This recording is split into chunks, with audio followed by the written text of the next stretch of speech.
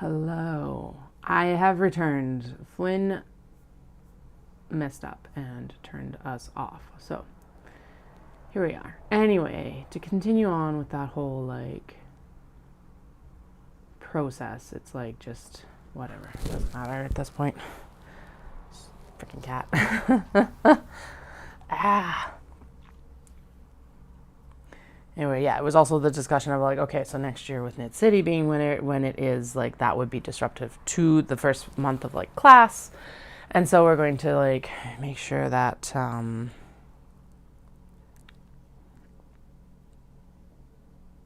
yeah, just everything gets done well. And since we're planning to already go to Japan for 3 weeks in the middle of this class session or this kindergarten year, we will end up taking the eldest out of kindergarten, and I'm okay, I don't want them missing the first little bit in the beginning and blah blah blah. So I was okay, as long as Tara can come with me, that's what we're going to do. And then oh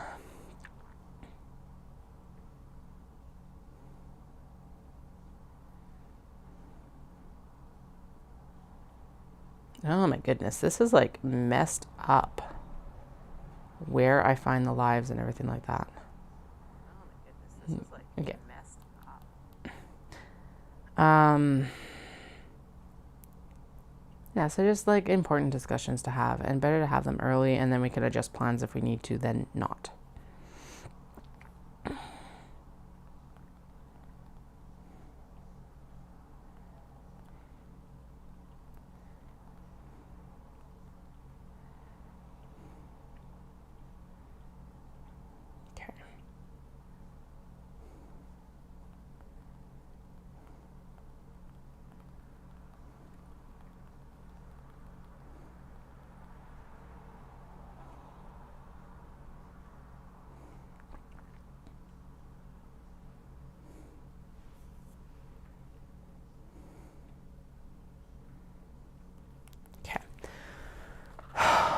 These cats, folks.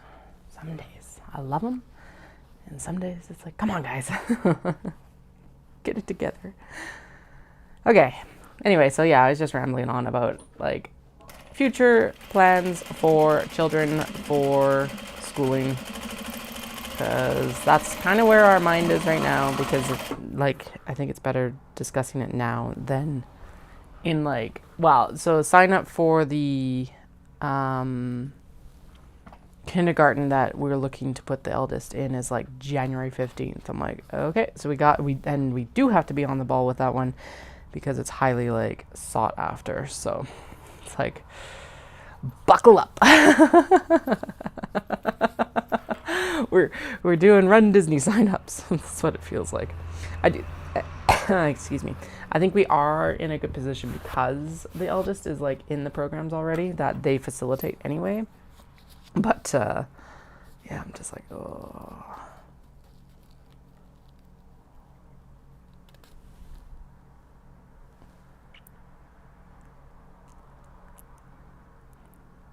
Okay. Updated parking info for tomorrow. So Calgary Cat Festival is tomorrow. Right now what we're working on is cat head pouches. We're just going through and installing the zippers into the first half with the blah blah blah underneath. And this does look like I am not going to get any chat messages through this. Because, why would I? Oh, technology and cats don't mix. There we go. All right. And I really need to put this to a work focus so that I stop getting distracted. Work. Okay, there we go. So pop this over top.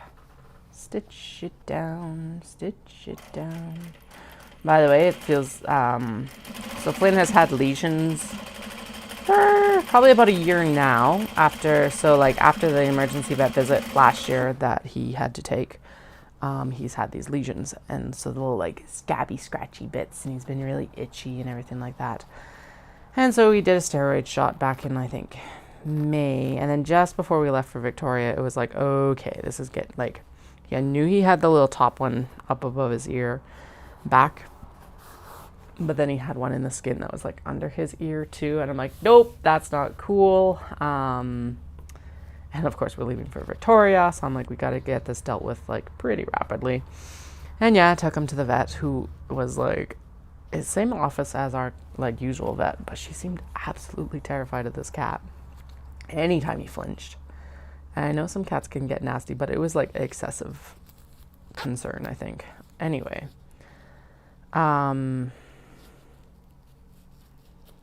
don't know, maybe she just had a bad interaction with a cat that day or something. But not our normal doctor either. So we'll make sure that we see the other doctor regularly. But since we couldn't, it was better than nothing. Anyway, so yeah, so it's like, okay, so the steroid helped, but it came back and everything. So she didn't want to give him another steroid shot. Makes sense. It's not good long term. And now he's on a special hydrolyzed protein diet because we had cut chicken out of the diet, and that has helped, but obviously not enough. And I think he's also, because he's been getting the occasional like little temptations treat as well, I am pretty sure that there's enough chicken in that to just kind of keep the allergy rolling, which is super sad for him because no treats right now. He's super sad. But it's clearing up. And I'm like, damn it, cat. Dahlia has just like ticked along. No issues. But that always seems to be the way of it, right? It's these like special cats.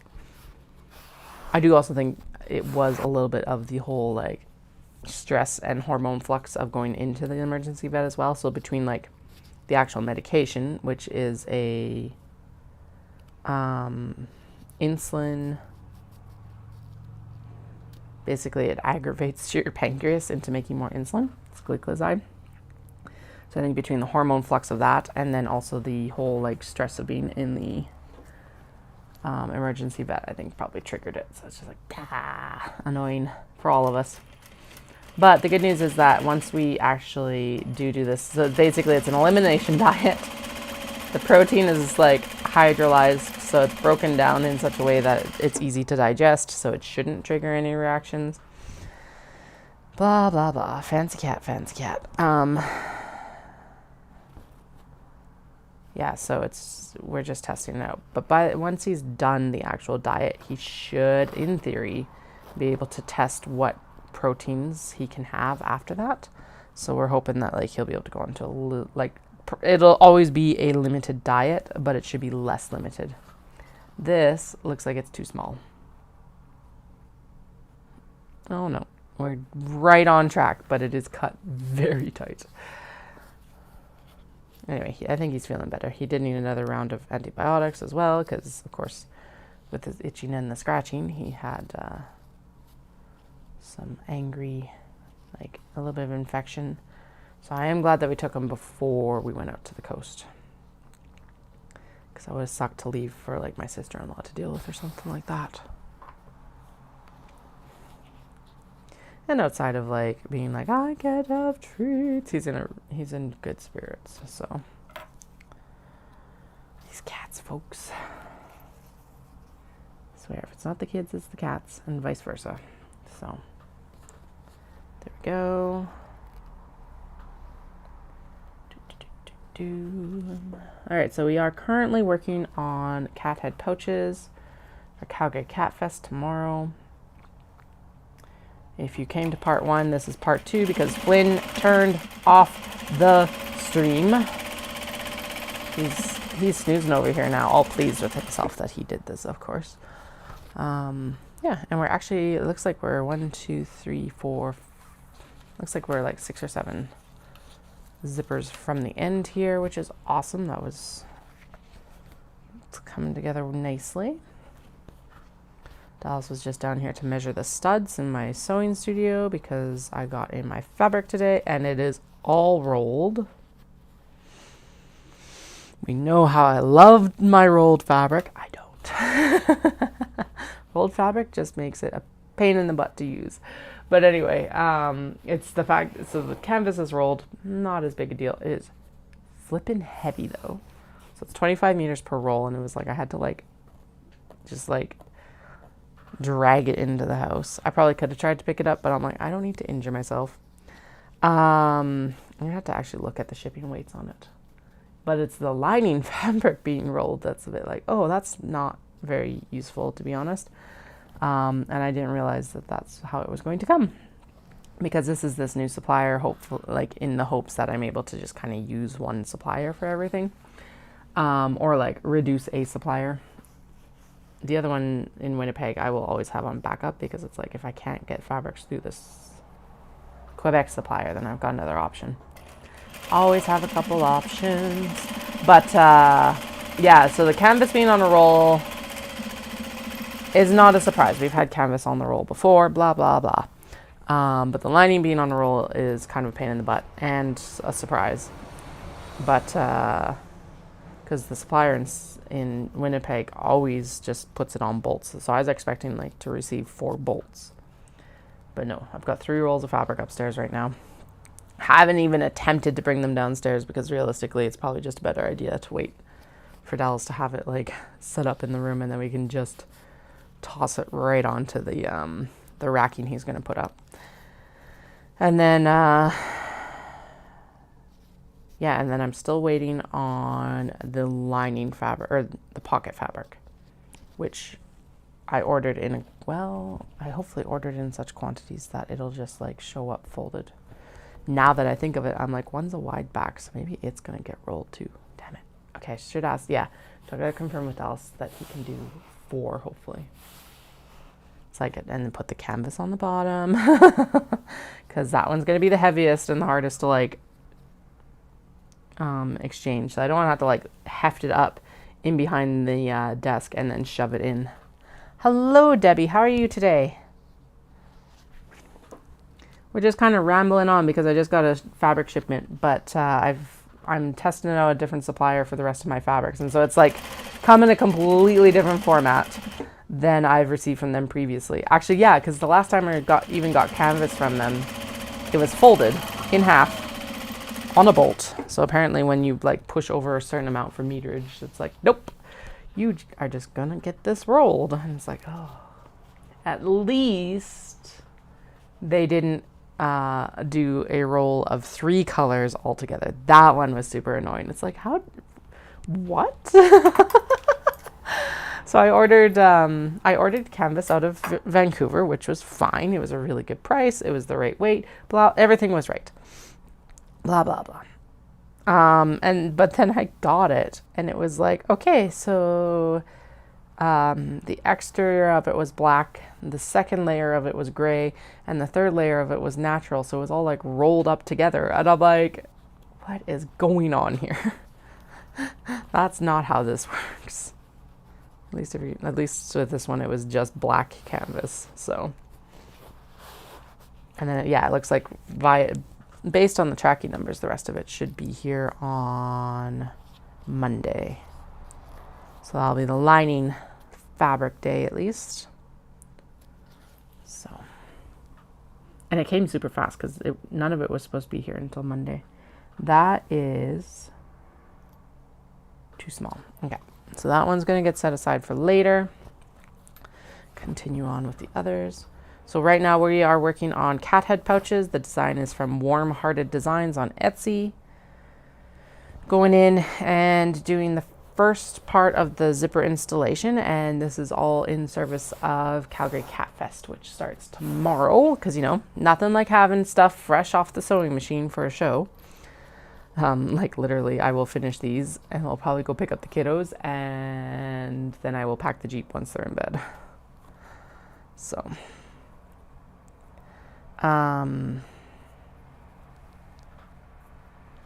yeah, I was gonna do like catnip kickers, but I don't know if we have time we'll do that. If I don't, I won't, basically. But I will be working on getting those done in the next like few weeks, hopefully. Probably in time for Shindig. I don't want to promise too much, because Shindig I'm going to focus in on bags again. Specifically, now that we've got canvas and lining fabric, we're going to focus in on getting tote bags back in stock, because I think I'm down to 2 or 3 tote bags. It's like, well, that's definitely not a lot. That's not enough tote bags. So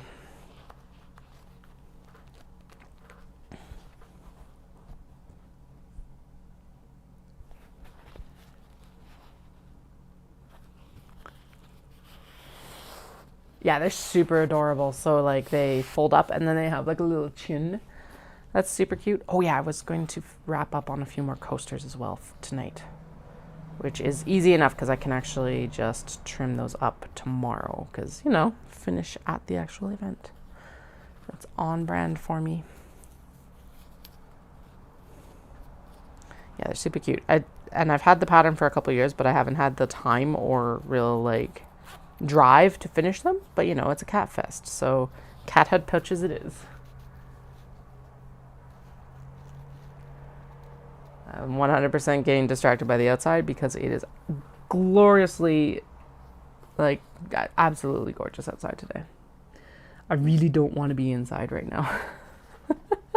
Love my job, but I'd much rather be seen outside knitting or something. I don't know. I'm not even knitting necessarily.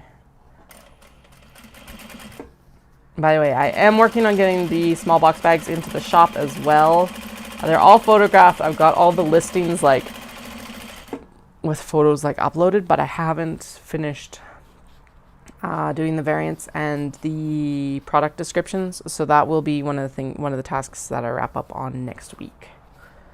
Especially now that I'm going back into Cat Fest too. I'm like, okay, well, that'll make inventory a little bit easier. Is not having, well, actually would be easier for them to be online. So maybe I'll try and like wrap up on that tonight, just so it's easier to pull them from stock, I guess.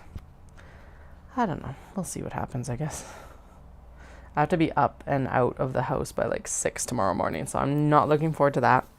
It's a 2-day show, but we have to set up on the Saturday, so I'm like, woof.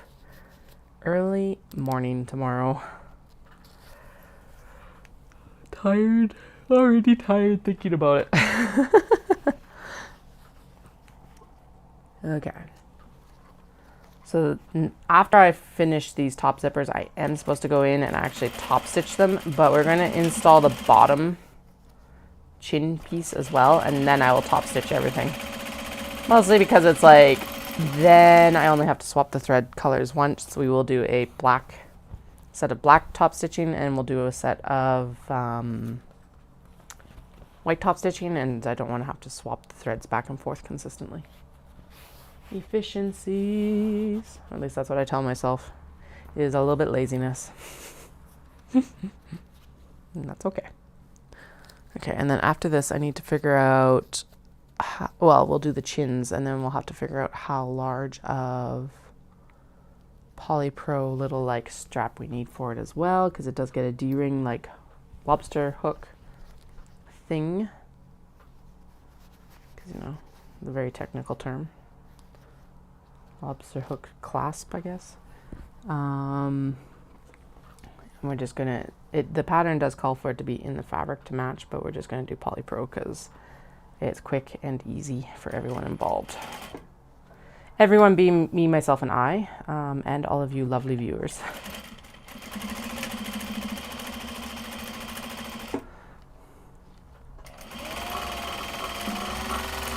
All right. There is all the zippers into the pouches. At least halfway, and now we can go in and we can do the chins. I'll just double check the pattern here in a moment and make sure that there is no like special instructions for that bottom bit, but I don't think there will be. So I did spin this morning. So right now I am if you haven't encountered me before, obviously we've got a new viewer from the UK, or at least this is the first time you've popped in the chat, my dear. I am a runner. I am not a fast runner, but I am a runner. And we are in the off season now, thank goodness. Which means that basically I'm going in and I'm doing a crap ton, metric crap ton too, not this like 2,000 pound one.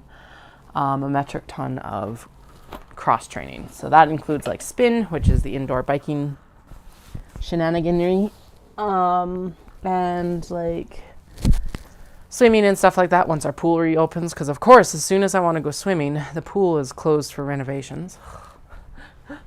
But today was spin, which was really good. I was so glad to be back, to be honest. With one of my favorite teachers too. But I'm going to shuffle my whole like program around because typically this teacher teaches on Mondays. So I'm going to swap it around. So my long run, because I'm still running so that I don't lose it. But she teaches on Mondays. So I'm going to start doing my long runs on Fridays and all that jazz. Okay. Pull lining. Wait. Oh, sweet. Okay. So that's the top, and then you're supposed to top stitch. Cool. Perfect. With your remaining lining piece facing right side up. Okay, so like for these guys,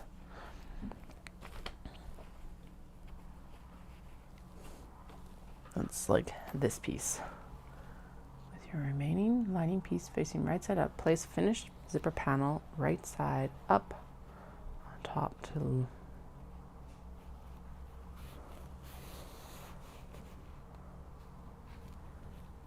okay, I'm making too much of a mental work for me for this. Okay, so there, like this.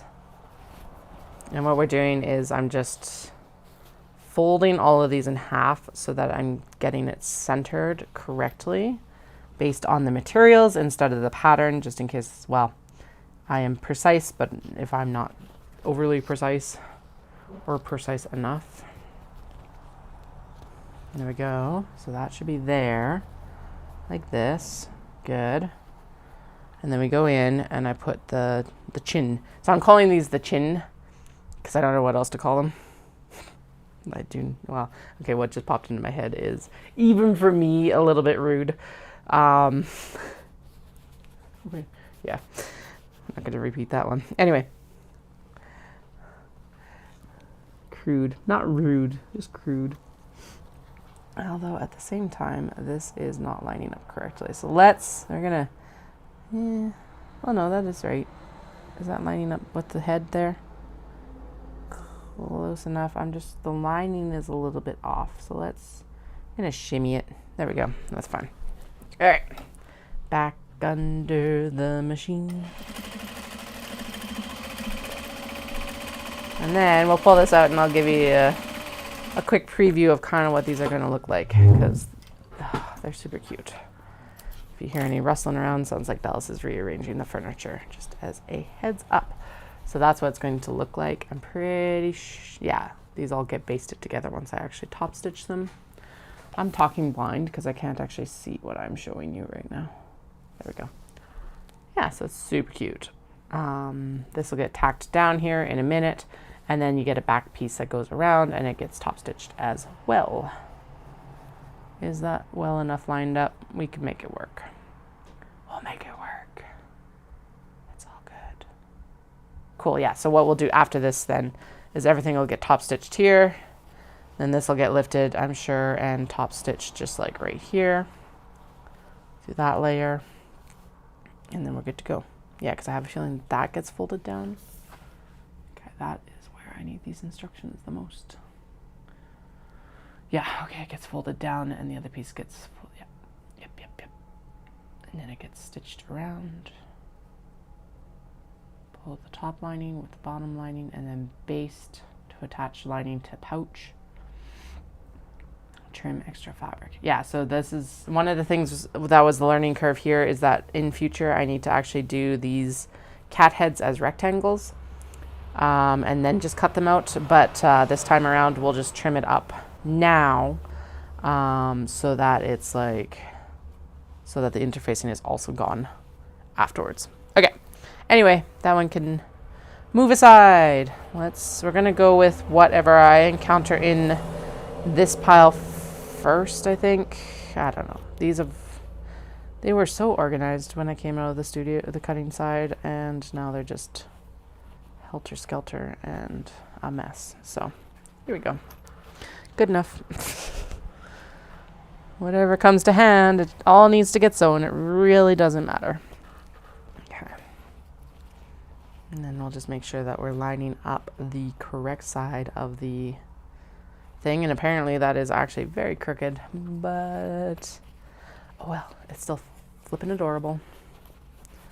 Okay, so in this case, I think we're going to line up these two. Oh, right, that's why we're doing it this way, is because the zip, I didn't trim down the one zipper tab because I was being lazy. It's okay. Can always get trimmed down now. Okay, and then fold this one in half and trim it, or let's line up its center line like this, like that. Pull the ears down, and then we're going to pop this in here, and we'll line up the interior fabrics. Maybe, not really. Good enough. Good enough, good enough, good enough. Go. Nope, that's unhappy.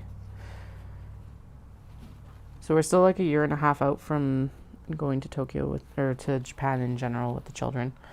But what popped into my head yesterday is like, Dallas and the kids all adore popcorn. And I don't dislike popcorn, so I'm totally on board for this plan. But the snack food, like number one snack food at Tokyo Disney Resort is popcorn. And so I was realizing yesterday, I'm like, oh, they are going to just like lose their mind over the popcorn options there. And I was part of my research today, year and a half in advance, was like, can you so when you're down at Disney World, you can refill the popcorn buckets. So I'm like, can you do that at Disneyland? And yes you can, which is so freaking exciting. And their popcorn buckets are so good.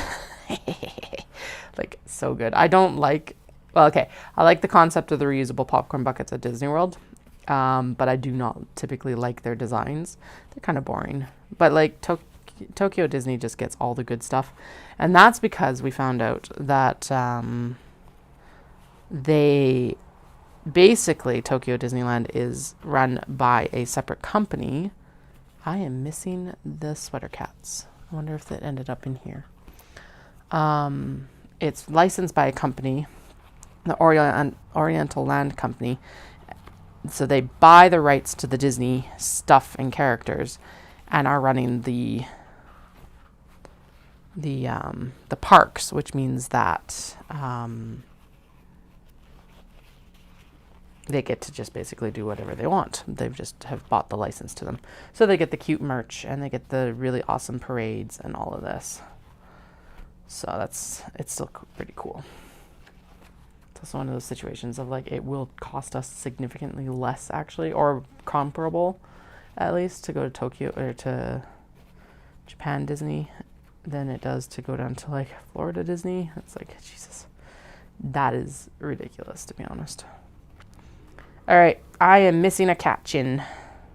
Damn it. Where did that cat chin go? No. That's annoying because it's freaking adorable. Okay. I don't know how I'm missing it, but okay. We'll deal with that later. All right, next one is umbrella cats, which I see right here. It could be stuck in the pile, so let's just hope that it's stuck in the pile and I'll find it as I'm sewing. Totally possible. Stranger things have definitely happened and have happened very recently. Like the fact that the oh, that's because it's down here. Yep. There's sweater cats and there's the gingham cat. Okay, so maybe we'll dig out gingham cats just so that it's out of the way. Oh boy, I thought my brain was working better today, but I don't think it is. Oy, oy, oy. All right, there we go. Just too many things going through it at once, I guess. Let's blame that. High traffic brain right now. Japan, sewing, Cat Fest. The list is never ending. Okay, so we're going to fold it in half, and then I'm folding it in half so that the zipper side of the zipper tabs matches. So like this edge here, because then that centers the line correctly. Because this does look like it's one of the ones I didn't trim down, because it just made more sense to actually do the centering now than earlier. Although I don't need, there we go, that's where we need the line. And then, doom, that looks too small. That is the correct way. So I did freak out the other day because I thought that I was going to have to install, like, reinstall like 10 zippers or something like that, because this is directional cuts, but the cuts are like only a 3/4 difference, so it's really hard to tell which direction they're supposed to go in. Now that is on me a little bit too, so I installed 2 on the shorter side than that I wasn't supposed to. I'm like, oh, and then realized it. At least I realized it only like about 10 in, and then I was seam ripping last night. I'm like, okay, these are actually like lined. And then, well, I seam ripped them out. I was like, okay, I'm feeling good. These will be easy enough to fix tomorrow, blah, blah, blah. Because usually if something thwarts me like that, it's like, nope, you're into timeout and we're done for now. But I didn't do that. And then I got downstairs though, and it was like, oh no, these were actually installed on the right side. Damn it. So, oh well. Better to think that they weren't and fix it than just to assume that they were, I guess. Maybe that's the wrong way. So yeah, if you're in the Calgary area and you didn't hear this earlier, the Cat Fest is running 10 to 5, Saturday and Sunday, down at the Westin downtown. They're going to have an adoption event and a puzzle palooza, and then a bunch of other vendors besides me. But obviously, you should come visit me. And just, yeah, like I've done a cat festival up in Edmonton 2018, I think. And it was really fun. So I'm really looking forward to this event, actually. I didn't realize we had a cat fest until one of the organizers approached me at a pop-up that I did with Caroline in, I think it was the Hanami pop-up that I did with Caroline. So that's really cool too. And just, yeah, it's going to be, I think it's going to be a good weekend. It usually is. Cat people are awesome. So I do love the assessment that someone did of like cat people versus dog people.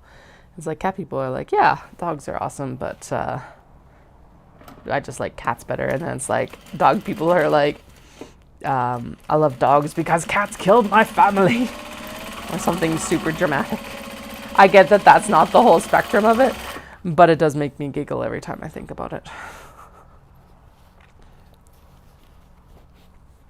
I will also have Ancient Arts yarns with me as well, since, you know, cat yarn colors, all that jazz. So I went and shopped Caroline's dye studio yesterday for an excellent selection. I think I have most of the cat color range in like multiple skein amounts. And that works out to be about 3 skeins per typically, it seems like. And I have some Socknado, and I also have Little Nettle Soft. If you've never heard about Ancient Arts Yarns dyes cat colors and donates a portion of their proceeds toward cat charities. I think the dog colors do the same thing now as well. And so it's like she's dyed like Calico Cat and Tortoiseshell and Maine Coon Callie, because he used to have a Maine Coon called Callie. What else? I've got Abyssinian and like all of these, and Himalayan. So like a bunch of the different cat colors, and some specific breeds as well.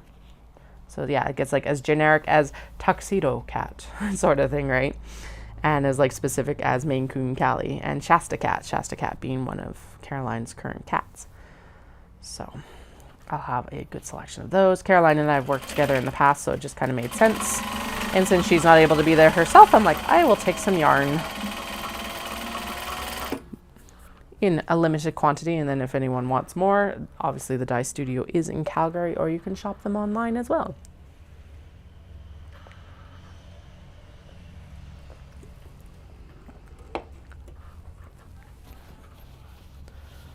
All right, cuddle puddle, cuddle puddle. And then next week we are going to dive headlong into prep for Fibre Shindig, which is October 19th.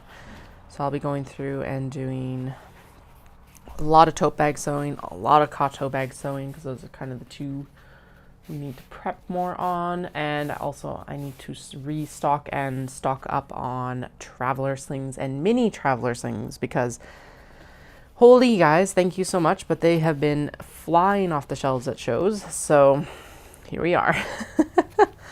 I do think with the next round, I gotta try and figure out how to add like an RFID blocker. So I'm considering that I probably should snag some like RFID fabric to actually put into, especially the traveler sling, as like a pocket interfacing basically. And then we'll also be prototyping and sewing some water bottle holders. Water bottle holders. Okay, so those are all stacked right here, right here, right here, like this. Our sunflowers are blooming. Got some an itty bitty one bloomed the other day, and then we've got a fancy one blooming right now, which is super exciting.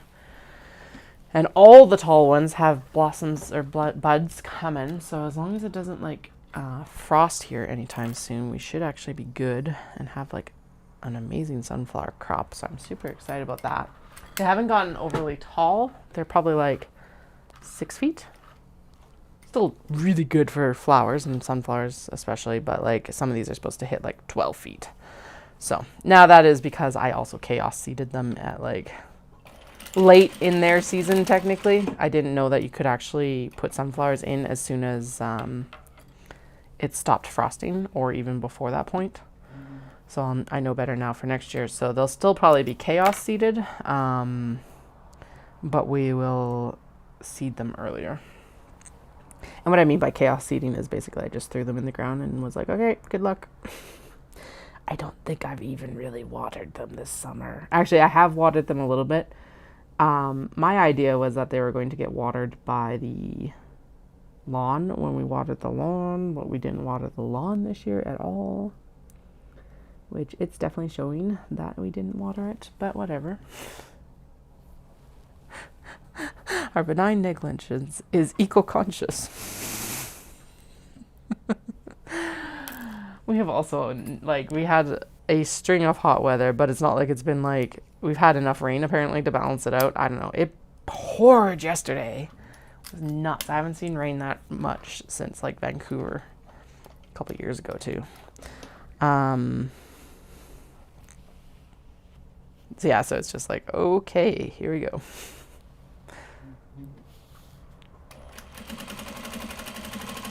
Alrighty, that shit, there we go.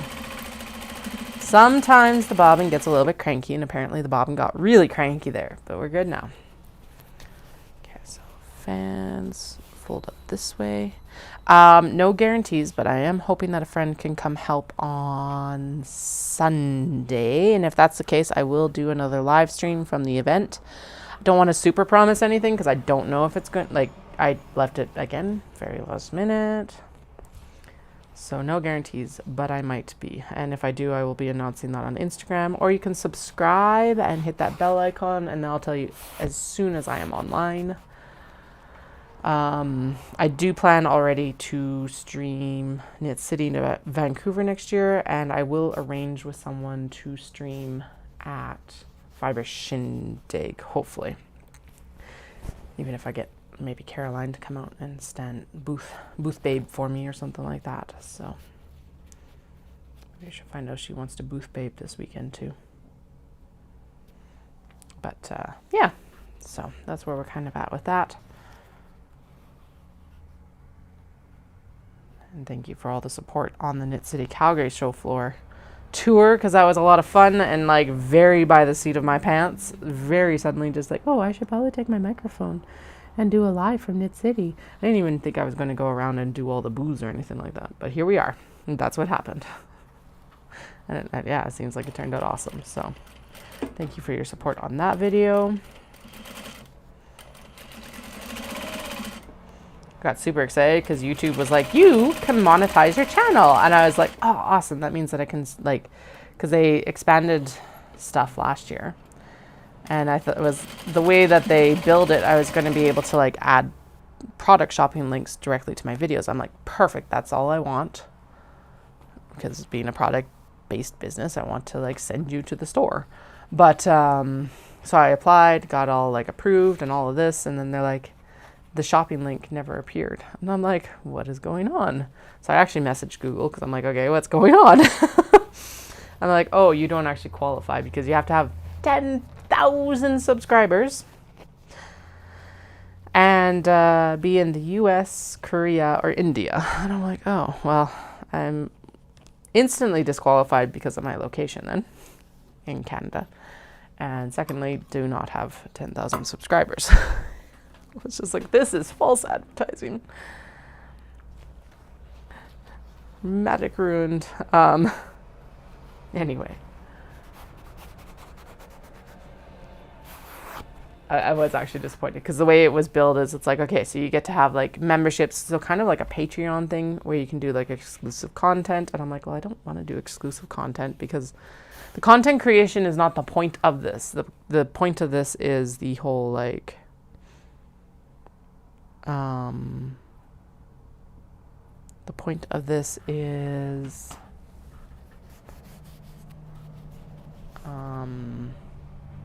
just basically get my butt in the seat to sew. So that's why I was like, well, the shopping link thing is perfect because, yeah, product-based business, blah, blah, blah. Anyway, I'm annoyed, but still working towards 1,000 subscribers. So thank you for everyone who has subscribed already, will subscribe in future, all of that jazz. I appreciate it. We're working towards it here. I know, and they really... So it's like, it was buried in their, like, terms and conditions completely. And just the way it was built at the beginning, it was like, okay, so you can get these like superstar things so that people can highlight their chats. And I'm like, I'm not going to make someone pay for me to see their message. Like, I guess it makes sense when you've got like a really busy chat, but it's not like I can't see most of your messages on here. It's fine. So it's like, okay, well, that's pointless for all of us, and I'm not going to make you pay to chat to me. And then it's like, and then yeah, the whole point of like, it's not, the content creation isn't the point, it's the whole support of the creative business that's the point. So making exclusive content would just make this more of a job, and it's like, no, I don't want to do that either. So yeah, annoying. So close and so very, very far. I'm like, what? I was just thinking and realizing it's like, how, like, so I'm 600 out of 1,000 needed to like ad monetize the channel. And if you need 10,000 subscribers for, oh, criminy, where is this chin? If you need 10,000 subscribers for shopping, that's like, I'm what, like 6% of the way there. 60% of 1,000 and you need 10,000. Okay, so I'm 6% of the way to like 10,000. Right? Exactly. So if we had like a really busy chat and someone was like super like, I need to get this through to you right now, blah, blah, blah, blah, blah.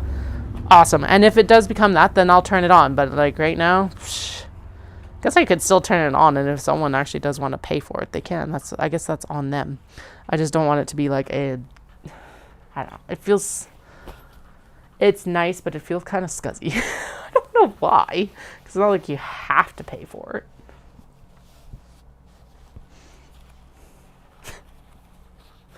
It's also like you have to pass a certain threshold. So you have to pass $100 threshold to actually get a payout from YouTube.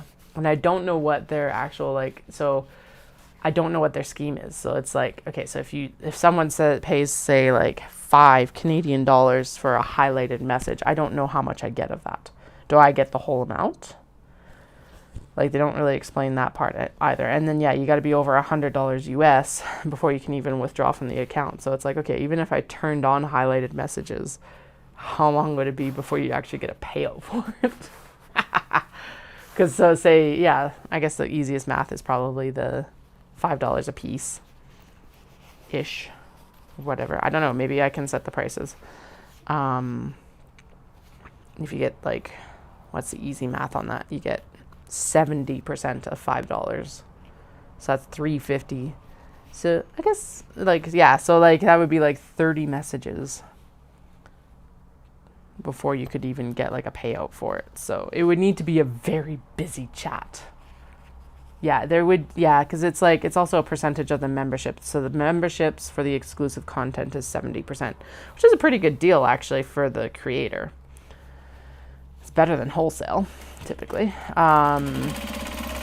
But yeah, they definitely don't mention like what the super chats percentage is. And I get it. I'm perfectly fine with them taking a percentage because they are providing me a service, an optional service, no less.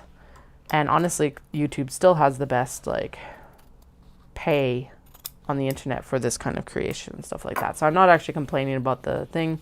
I think it's also really cool that they've expanded the program instead of being like, yeah, you got to have 1,000 subscribers no matter what, or else you get jack shit.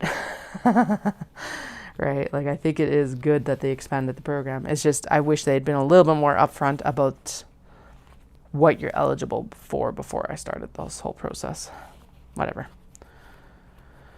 It's fine. Just annoying. Especially because I have been waiting to like get that email because it was like, all right, this is the first step. Yay. And then it's like, oh, well, that's not as useful as I thought it was going to be. Oh, well, we'll got to go the traditional route. We're 60% there, folks. I think we'll crack it within the next year, which should be exciting. I have nearly enough watch hours as well, which is super cool. So again, thank you to everyone who has been supporting this journey so far, because you definitely don't have to. We all have finite hours in our day, that's for sure. All right, I'm gonna redo this stitch because apparently it's crooked, and also didn't actually catch the whole lining. I can see why. Now we'll just blend it again. And if you're like, Katie, that is an eye-searing color for that. Yes, but it matches the cat's.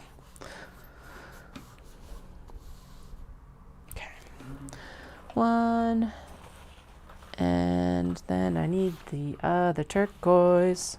Oh my goodness gracious, there's the turquoise. Okay, cool. I don't know why there's a turquoise over there, but okay. Also, I do think my brain is working better now because it's like, so the calorie deficit is still in effect. It will be for like, well, okay, Christmas is going to be in there too, so it's like, okay, it's Christmas, I'm just not going to worry about it too much. A little bit, but not too much.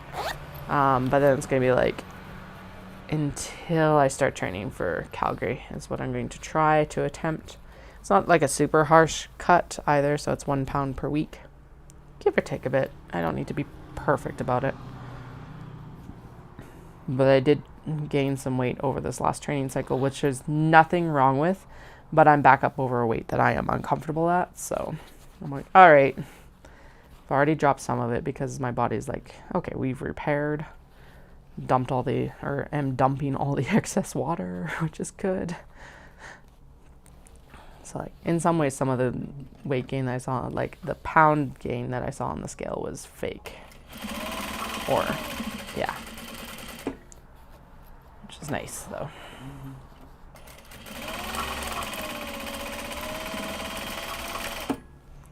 If you find weight loss talk triggering, I am sorry. But yeah, that's kind of, it's like there's not much to talk about right now because it's sewing and we're not running anymore. Thank goodness. At least not training. So I am still running. We're doing like, I think I'm supposed to do 8K on Monday, which it's like, I am in off season. Why am I going for an 8K? Actually, so now it's going to be,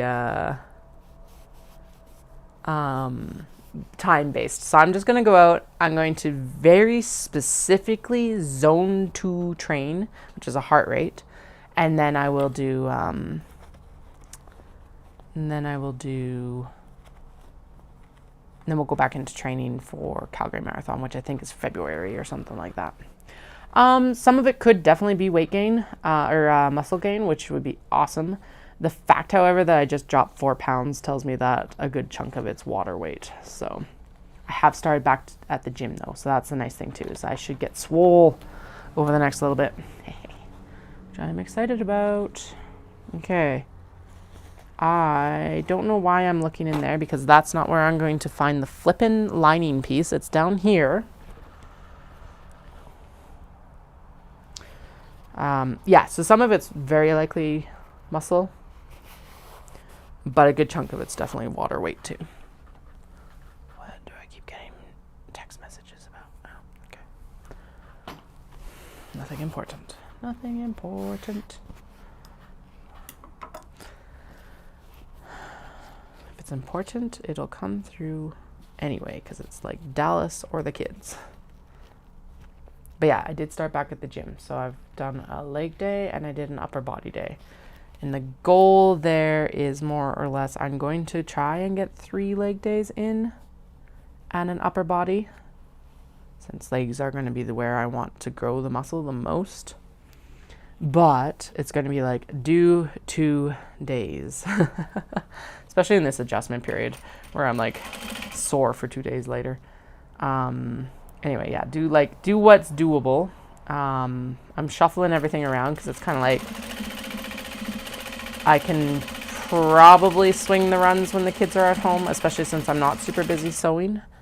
I'll be a bit more like present with them, which will help them, and so it'll like cascade through me being able to actually exercise. Although yesterday I was on the treadmill with them, and because I was doing a tempo run inside because it was raining, of all things. Rain. And they were so disappointed that I wasn't running, because the program's built, it has like a 10-minute warm-up, 15 minutes of running, and then 5 minutes cool down. I ran the 15 minutes. I was very proud of myself, because that's one of the litmus fitness thing. Like, I am 100% a proponent of run walk. I love run walk. I'm perfectly fine with that, but a way to speed myself up is just to be able to run the whole damn thing. At least for my training runs and stuff like that. But anyway, so the tempo run yesterday was like 10 minutes warm up at a fairly slow pace. Very, very slow pace, like 3 miles per hour. So like under 5Ks an hour. And then you picked it up from there. And so the kids were so disappointed because they're like, Mama, run! And it's like, no. And they're like, I'm not running yet. And they're like, are you going to run now? And I'm like, no, not yet. What the heck? What is going on here?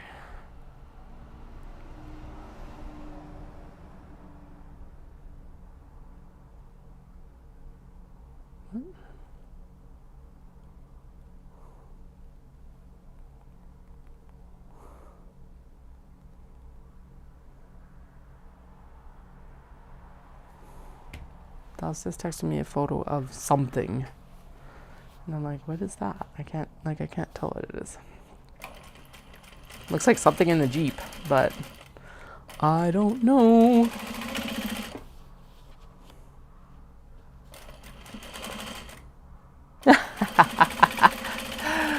Oh, yep, there we go. He took his truck fob off of the his key ring when we were on the island, and of course hasn't been able to find them since we got home, so he just found them. Phew. Because it's the secondary Jeep key, and I locked myself out of the Jeep the other day, so it's like, we gotta find those sooner rather than later, just in case. And of course it was the day that I had my like stupid long run, and I didn't carry all my cards, including my AMA card, so it's like, I can't even call AMA to get me back in the vehicle. So from now on, I gotta carry my AMA card. It's just one of those days though where it's like, I'm totally blaming the long run for not having the mental capacity, as I should, I think, of like, you know how sometimes you just go, oh shit, after you've closed the door and you just know you've done it. And that was that day. It was like, okay, I totally just closed my keys in the Jeep. And there they were in the ignition. Thankfully I had stuff to do at the mall, because I was at the mall at that point, and my father-in-law and mother-in-law were at home, so they were able to pick up,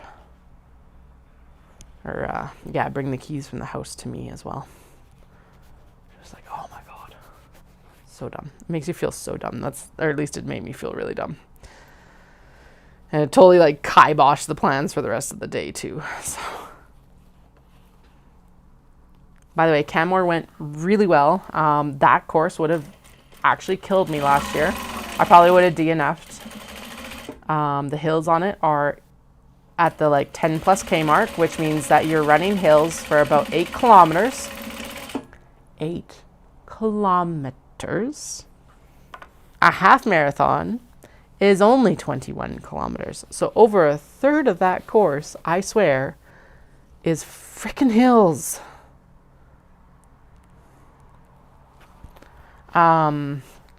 Yeah, it was ridiculous. Anyway, so I'm like even more impressed now that Dallas is like PB'd on this course like twice. He PB'd again this time too, which is awesome. So he cut his, I can't remember, I think it was 142 or something like that. So like another minute down versus what he did in July at Road Race, which is just like absolute insanity. Amazing. I did not PB. I was actually slower than I was in Calgary, but that's okay because my God, that course. Calgary has like 100-meter elevation change. Canmore had 300.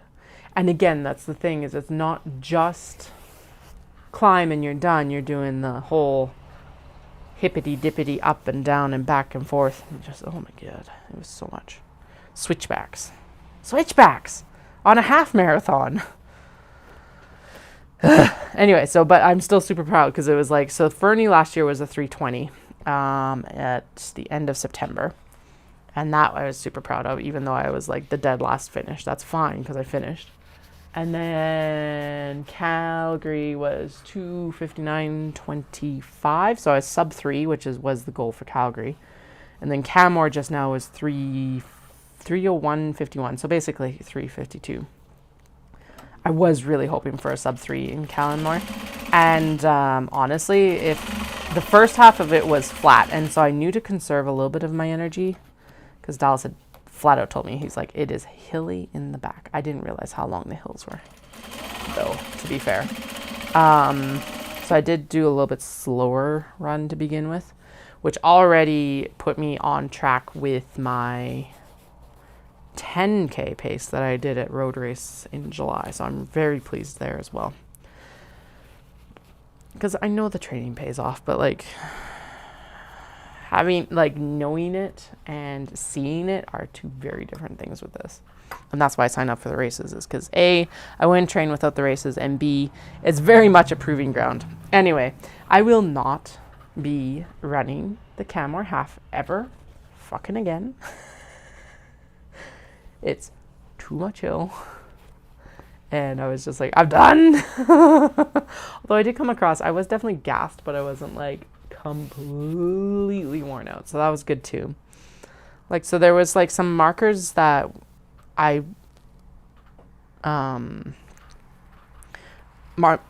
markers of success that I wouldn't like, that aren't reflected just in time. So the other thing is, like, my legs didn't really get fatigued until about 15K, when I'd already been doing like 5K of hills.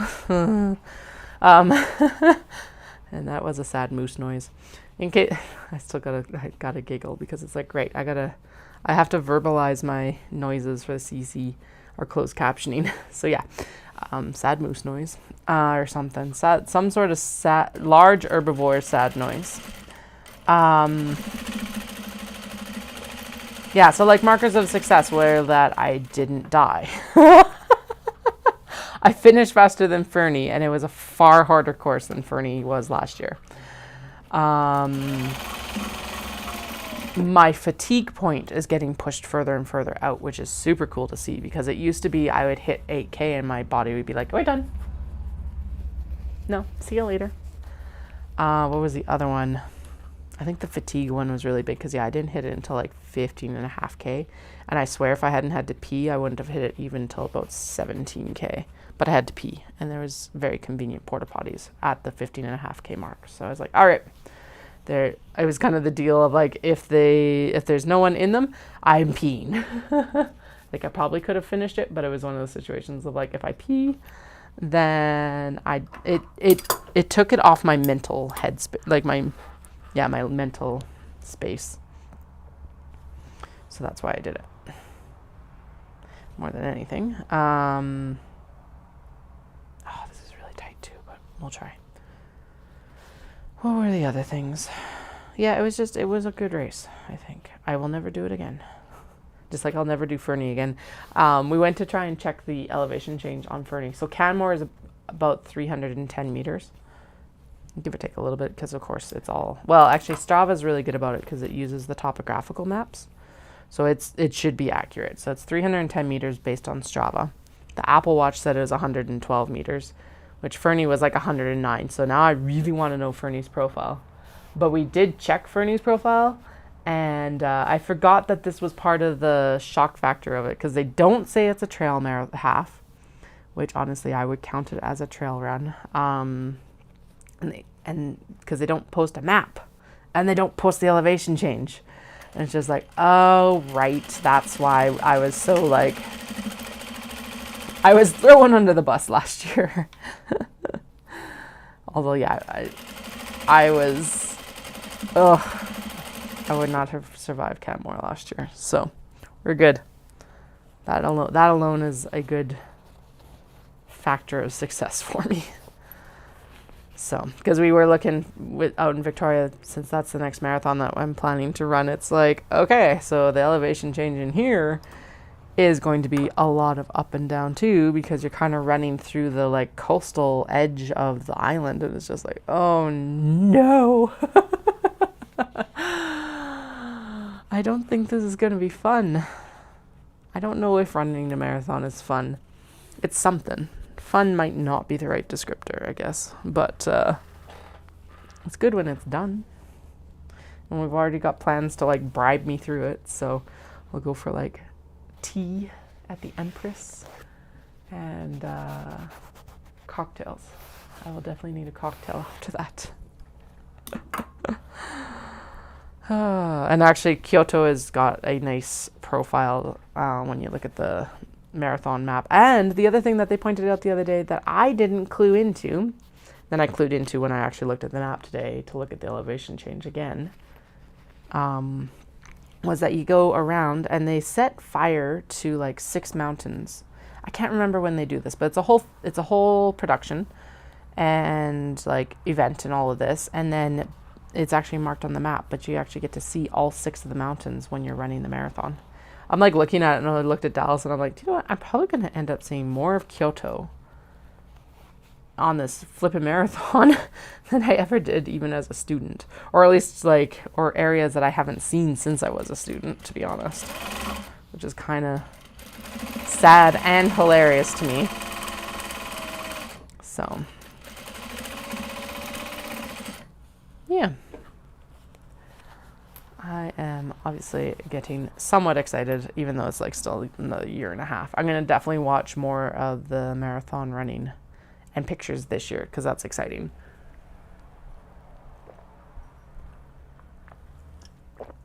And also like, just watching it and seeing how things go and everything like that.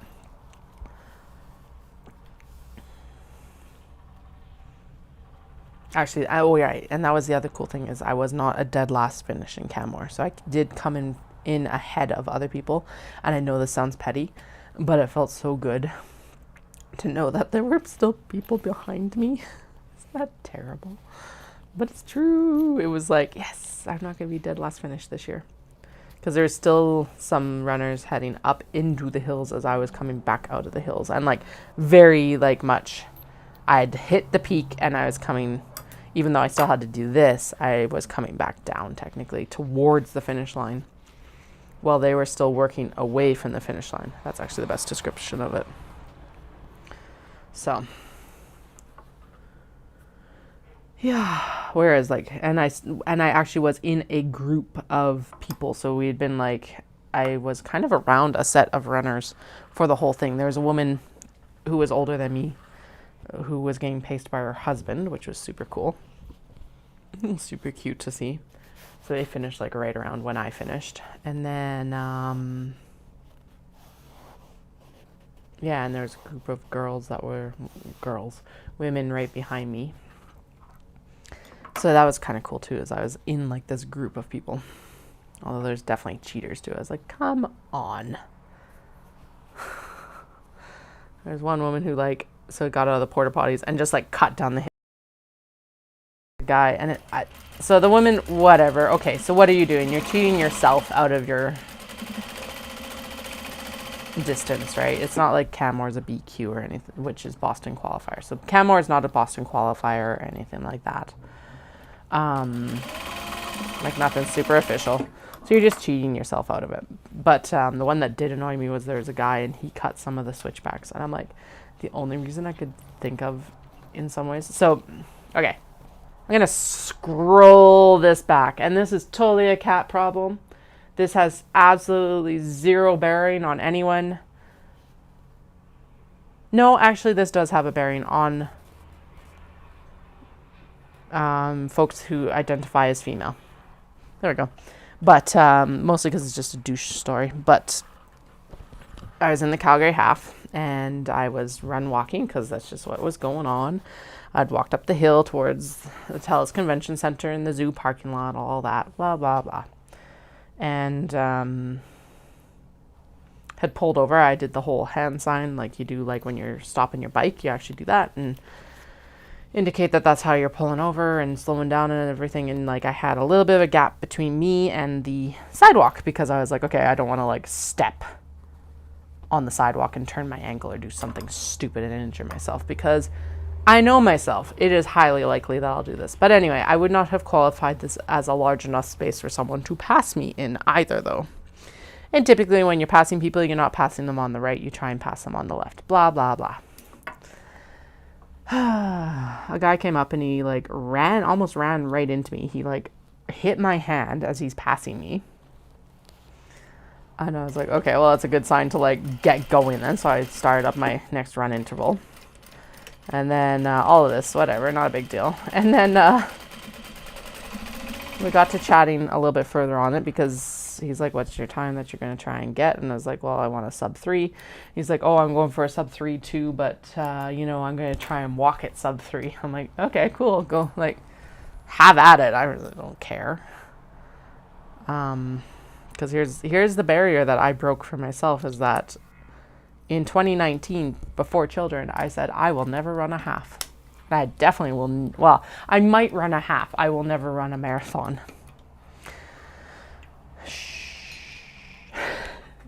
Now that's completely flipped. I was like, yeah, okay, so whatever. It didn't bother. Just like, okay, well, that's a douchey comment, but whatever. And then he started ranting about how when he was younger, he should have qualified for Boston. And but Boston is sexist because women have like such a larger time amount. And I'm like, oh, good Lord. I am not the person to be talking to you about this because we know that Boston is sexist because they didn't even let women run for a very long time. And B, you can't have it both ways. What do you want? Do you want us to be frail creatures who can do nothing? Or do you want us to like, I don't know. The whole thing of it just put a sour taste in my mouth. Anyway, fast forward to Canmore. And there's this guy in this puffer vest and he's walking the thing and that's perfectly fine. You do it at your pace, blah, blah, blah, blah. But then he cut some corners. And what it feels like is he was upset that he kept getting, because I kept training with him. And there was a group of women in front of him, which I passed right before I crossed the finish line. And what it felt like is that he was pissed off that he kept getting passed by women. And I'm like, well, then get faster. I have no sympathy for it. Like, I don't know. I don't know if I was completely misreading it or what, but that is definitely the vibe I was getting from it. So there was the cat problem with Canmore. I was just like, holy shit. There's enough gatekeeping in the running community as it is, because it's all like, well, if you walk, you're not a runner. It's like, that looks like a walking pace if you are doing like zone 2 training. Like, And a lot of it, I think, more comes from maybe not necessarily runners in the run community, but people who...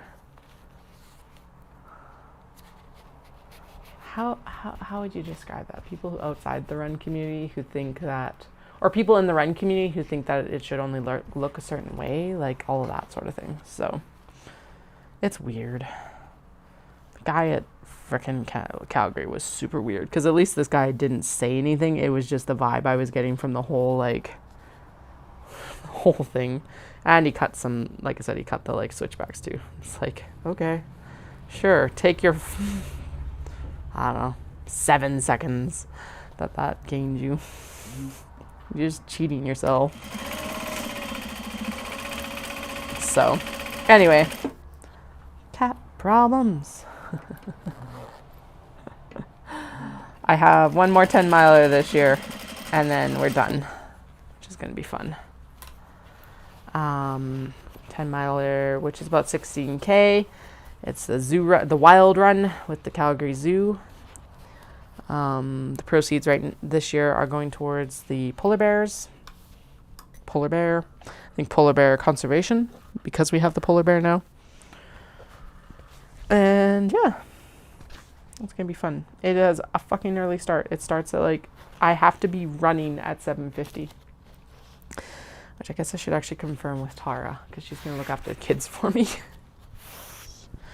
Gross.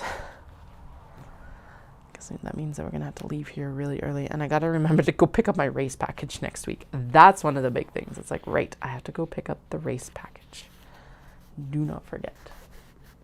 I don't run by myself very often. Usually I'm doing, or races very often by myself. Usually I'm doing like races with Dallas. And so... honestly, it's the one place where he kind of takes a lot more of the responsibility, and so basically I just get to passenger princess with it and show up, and he keeps us organized for the races, which is awesome. But yeah, I gotta remember I have to keep myself in line with it, or on track with this one this year instead.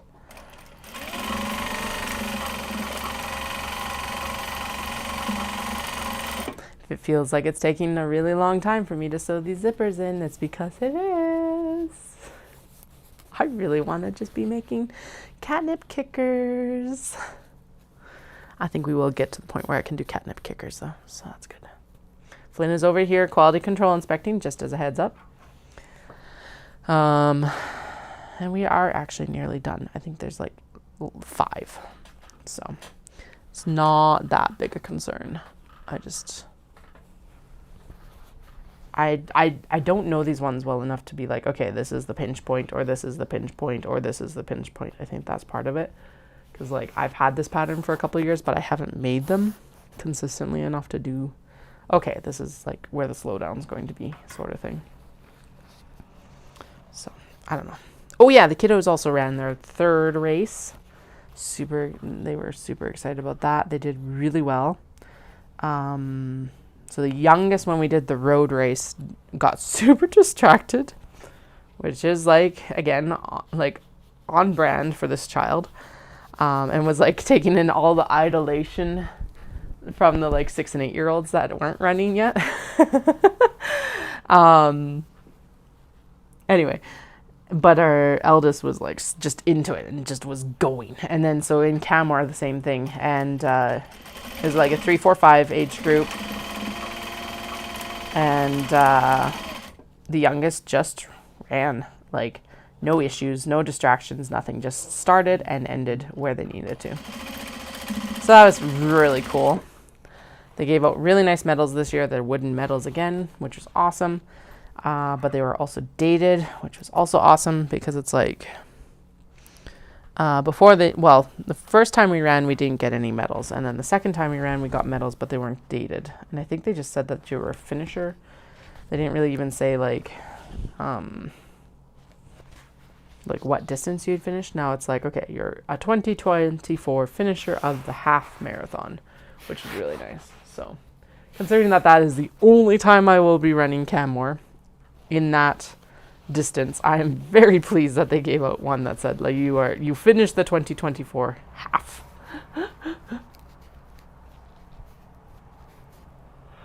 So That's good.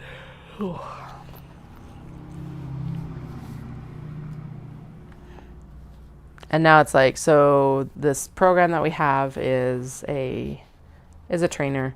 I've put it into off season. I'm gonna shuffle some things around because like I mentioned very early on, or in the first part of this, before Flynn turned it off, I will be doing, well, with the calorie cut, I want to be able to, like, I don't want to be so hungry.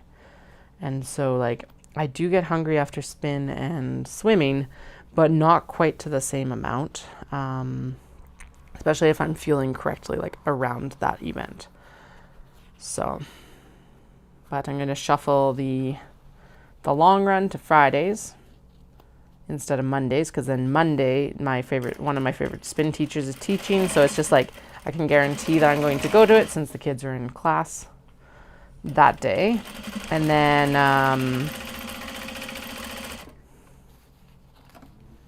then Friday or Wednesday will be a swim day, and Friday will be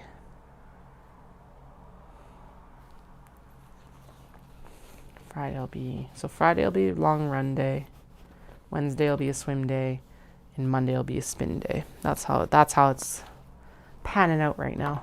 I'm actually really excited about it, but I can't swim yet because our pool is under renovation right now. It's like, seriously, it's finally swim season and it's closed. And I was like, okay, so whatever, I can drive out to Canmore. I'm not that busy that I couldn't take the time to go out and come back and blah, blah, blah, blah, blah. I guess I could do it into Calgary too, but like, it's not as romantic.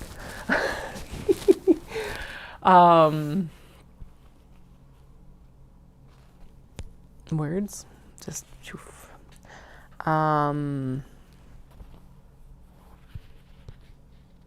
Oh yeah, but Canmore's closed too.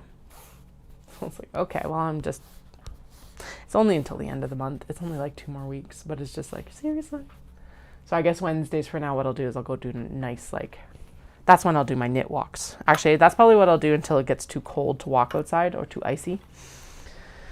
Is I'll go for my knit walks and then I'll start swimming, because swimming is such a good, like, overall strengthening and cardio based activity. And then those days will also, so Monday, Wednesday will also be strength training days. And then I'll come on and we will have a chat and we'll do some sewing. Try and keep myself ahead of next summer. I think I've got a pretty good plan in place. So I do agree, Andrea, we're going to cut back on the number of fabrics that I do so that we do have a little bit more well-rounded booth. So like I'm not out of tote bags for Knit City sort of thing. But what I am still going to follow the same kind of idea. And we're going to go through and select maybe like 50 bags to finish, or 50 fabrics to sew instead of like 100 fabrics to sew. And I think that's the shift we'll make. That will make this all like come together a little bit nicer.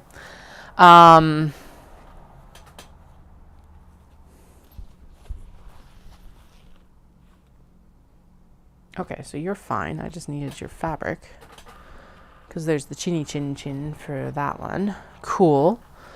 And then, sorry, there's just some over here. I'm going to confirm that we are doing, do we have the second chin for you? We have the second chin for you, so I don't know why you're set aside. Oh, because the fabric is too small for it. Okay, cool. We're done. Okay, so that's the last of them to finish up. Sweet. Anyway, but there are a couple factors in that. It feels like I've wooed a customer that I've been working on for a little bit, but I can't really say yet, but they do want a lot of bags. It's a situation of like they need 10 bags between all their stores and stuff. So the issue there being that there are not very many fabrics that can do 10 bags because of the quantities I buy. But I think as long as we stick with like small box bags, we can do that. I gotta email them though and just be like, okay, this is what we can do right now. And then when I go back to Japan for fabric, hell, if they confirm a large enough order, we'll just go and do a fabric trip for them, to be honest. Because it's also going to depend on like, okay, so if they choose 5 fabrics and I make small, like 5 fabrics, fine, whatever, that that is a quantity I can 100% support. But if they start pushing like 10 to 15 fabrics, that's when it's like, okay, so we actually should probably go do a fabric shop before next season. But it is super exciting. I really hope that that does work out, because I have been like talking to them for a number of years. They just kind of needed to have a push of like, okay, this is my product in person, and honestly sticking around. Like, it's not like I'm going to disappear overnight sort of thing. Like, I have been sewing for a significant number of years. I've been around. They've seen me multiple times in the last 10 years, etc. So that always helps too. Just like that backing. But anyway, so that's going to kind of determine first, before I cut anything else, what we're kind of going to be doing for the spring. And then I think the plan will be that we cut the 50 or whatever fabrics in December, and that's what we start with. And then I think we do a second cut probably in December, because we're going to have to sew for, hopefully for not Shindig, but Creekside in January. And since we're not going to be down at Disney in January, that's going to be actually super helpful, because I'll just be able to sew. And then probably another pick in April, hopefully. Because, well, maybe in March, because of however busy April ends up being. Because if there's Shindig and then Fibre Festival, there's that. And then the other factor of like, I'm going to have, like, with marathon training, we're going to have to like plan everything around that too. And hopefully with this, like, so the off season, I'm going to do an off season training, and then I'm going to do a get fit training before Calgary, and then go into Calgary marathon training. I'm hoping between those two that I get faster. Please, please, please, please, please, please, please, please, please.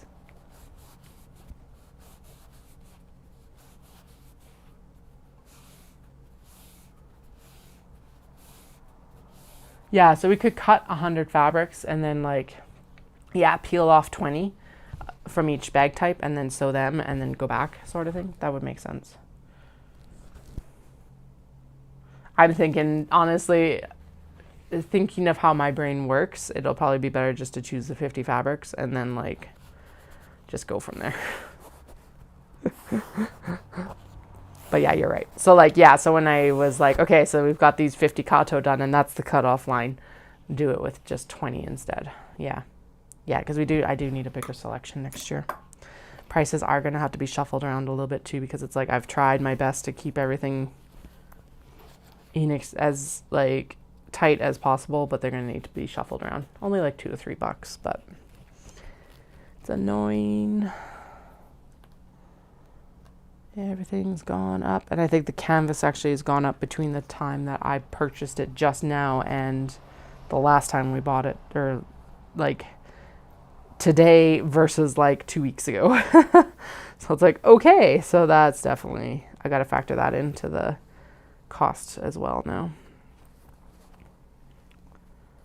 So replacement costs suck.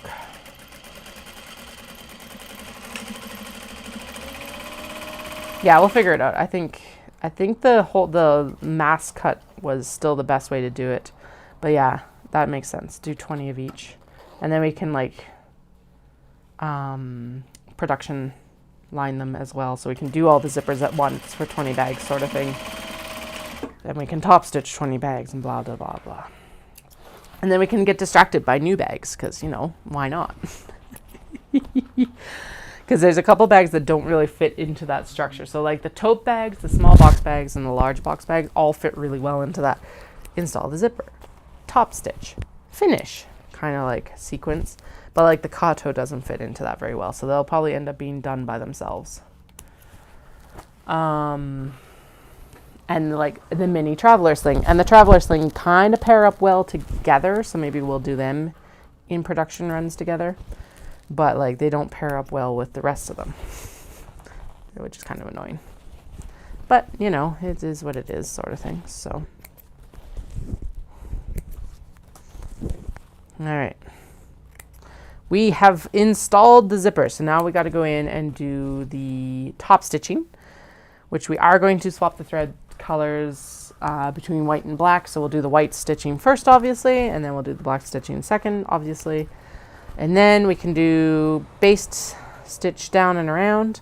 And then we can do, and then basically it's assembly and turning. So I think we'll definitely get these done today. And then I think we're on track to be able to get catnip pouch kickers done too. I need to pee though, so we're going to take a quick break, and I will be back in like 5 minutes. So if you need a beverage, now is the time to do it.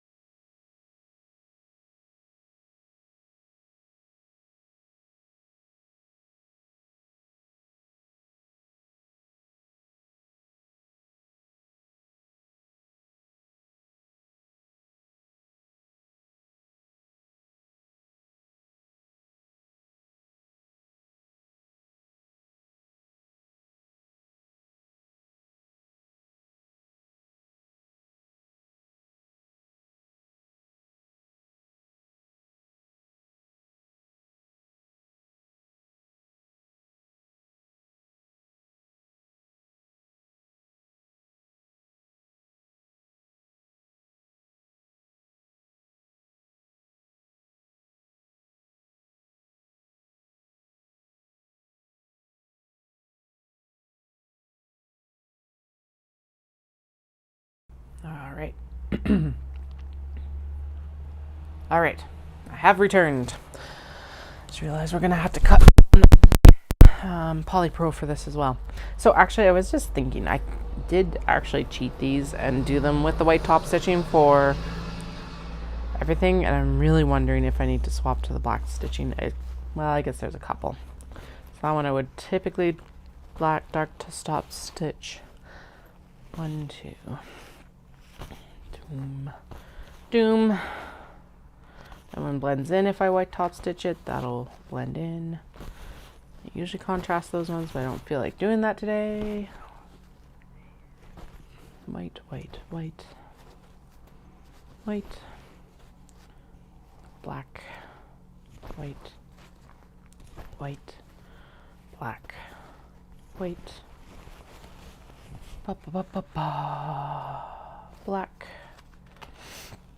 Okay, never mind. There's enough here to make it worthwhile swapping the threads instead of doing them not more color coded. Doom, doom.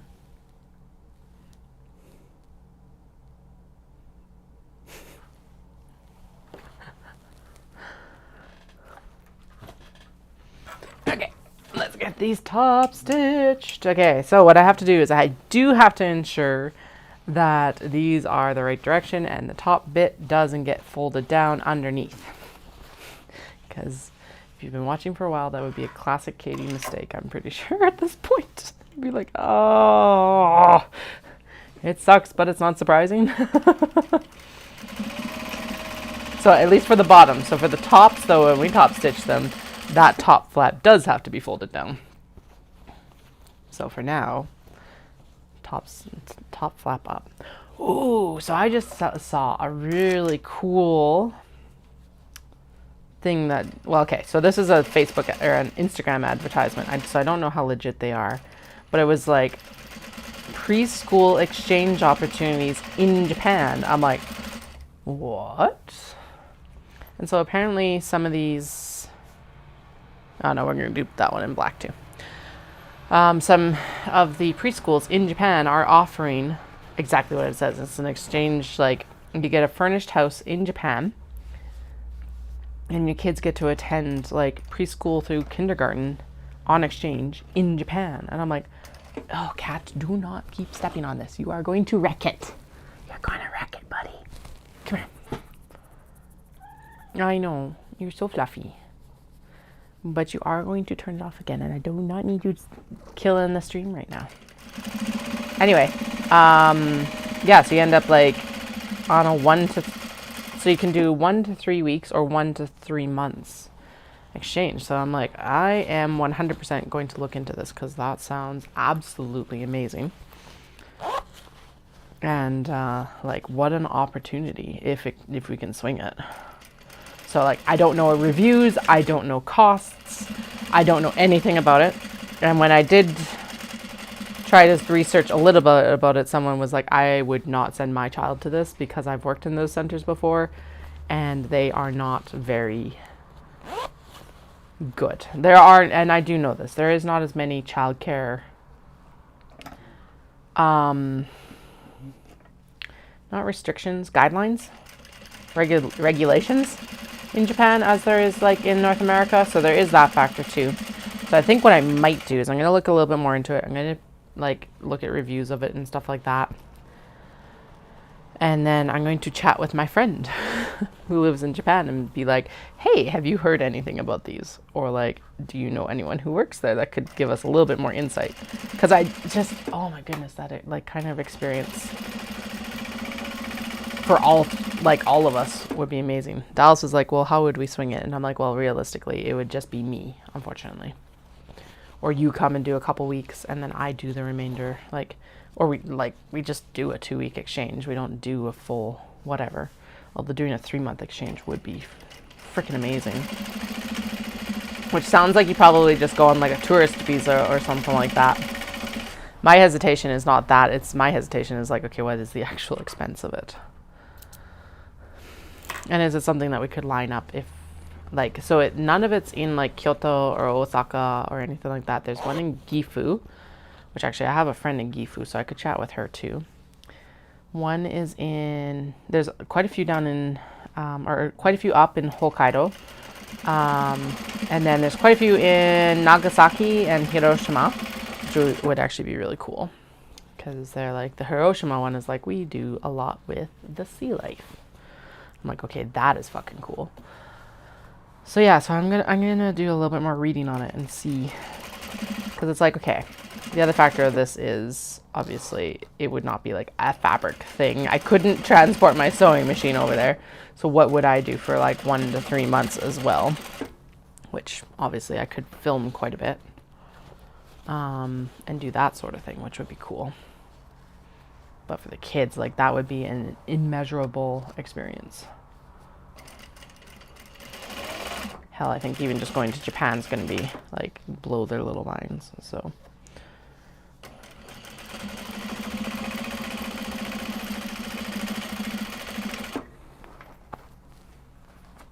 All right. So we're going to go through, we're going to top stitch the bottom and the top in white, and then we will swap and do the bottom and the top in black, and then we'll be ready to, and then it gets basted and trimmed, and then we will go in and sew everything together. Because it's a circular thing, we will follow that, and I will be basting it because then it doesn't shuffle around on us as much as if I did not baste it. So.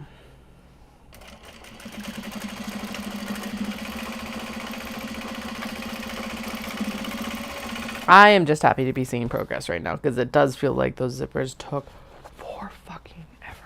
I don't know why. It's not like we weren't chain piecing them. Like, why does this feel like it's taking so long? I guess it is still 20 zippers, but like it just, whatever. Obviously, I'm underestimating how long stuff actually takes me on the regular. So that's probably my problem.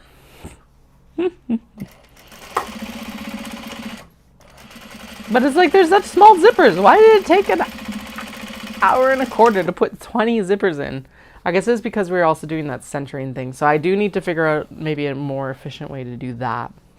I know a lot of sewists that do like little snips in the zipper and stuff like that. So maybe that's what I do, but that doesn't feel like it. And like, I think I kind of did that for the mini traveler sling. We did little snips, right? I can't remember. Doesn't really matter, but I can't remember. So anyway, the zippers did feel like they took forever.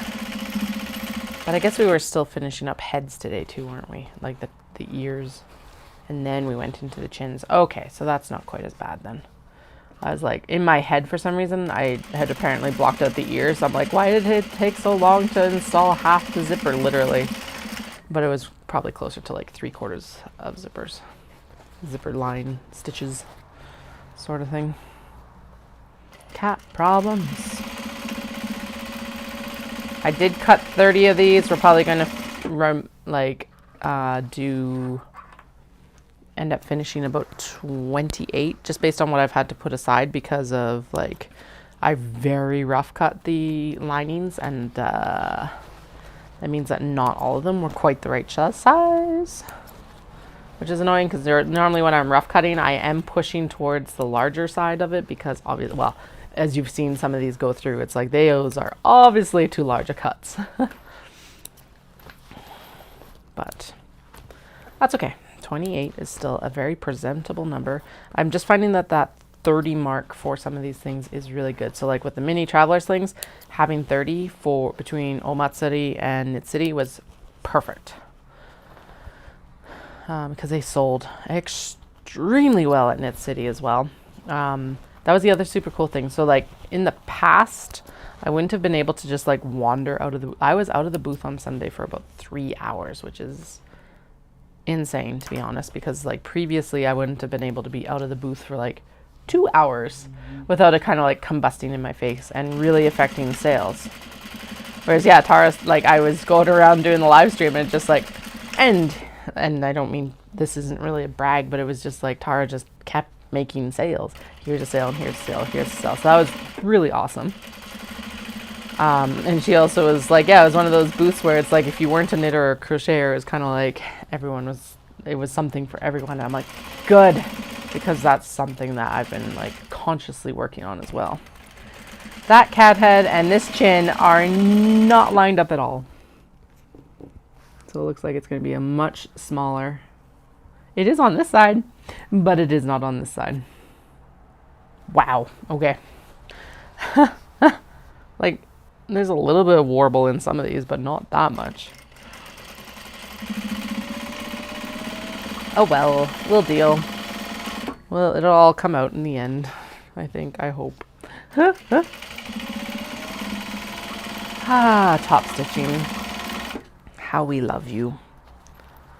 So yeah, we'll top stitch everything, and then I'll get the polypro, and we will do all the polypro cutting, because that's going to be one. Actually, we can do the basting, and then we'll do the polypro cutting, because that'll be the next thing. Yeah, like it's perfectly fine on this side and not fine on this side.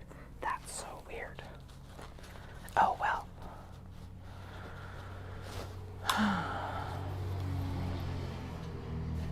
Fold it down, fold it down, fold it down.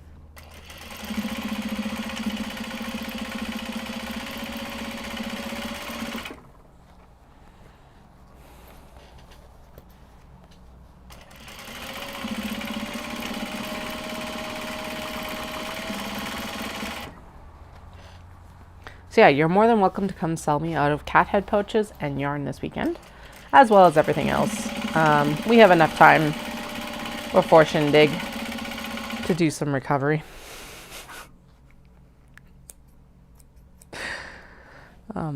Yeah, please come sell me out now. Actually, come moderately sell me out at Cat Fest, and then please come sell me out at Shindig, so that I'm just like, I'm set for next year. Starting from a new slate. I would actually probably like lose it if that happened. I don't know.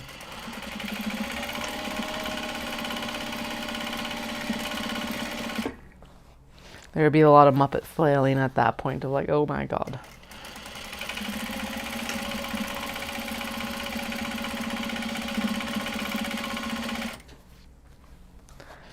Almost there, almost there, almost there. And definitely sell me out a yarn, please, because that would be amazing for both Caroline and I. And I will not have yarn at Shindig, I don't think. No, it'll just be Cat Fest, so. Mostly because otherwise it's like, how do you even start to choose colors to take to an event when that's not your main product?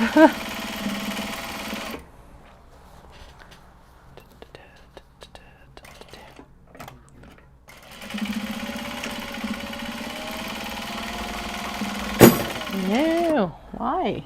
Why would you do this to me? Shears, stay on the table. Oh man, these look so good. I do love the fact that so many of these are meta, in that I made sure that most of them were cat fabrics. And that is purposeful, because hi, cat head pouch made out of cat fabrics. Why wouldn't you? Would be dumb not to. Although there are some like Japanese, just clearly Japanese fabrics as well. I think like 99% of them. Actually, I think that's the only one that isn't a cat fabric in some fashion. This is a brand new fabric, the pink one here. It's got the little Daruma and the cats on it. Oh, the sweets. So there's two that aren't cats. There are some duplicates, mostly because I didn't want to have to search for a bunch of scraps when they were just sitting right there, ready to go. Yeah, so two that aren't cat fabrics there, and then I guess we'll do the counts with the dark here as well. Okay, black thread, black thread. Time to get black thread. Doom da doom doom doom. Doom da doom doom doom. Actually, I did just get an offer for another event a week after Shindig, so I might take them up on that, because it's another crochet retreat. And like, the numbers from it were not insane, but it's still money in sort of thing, which is always nice. Revenue is revenue.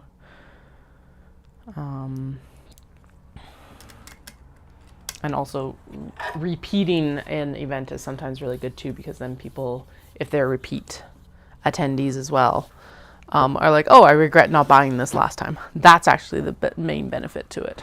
And that's why it's good to, like, even though I've done so many shows in Calgary, I'm still going to be doing more, because it's like, all right, you've seen me here and here and here, and you've like finally made a decision about what you want to get, sort of thing. So.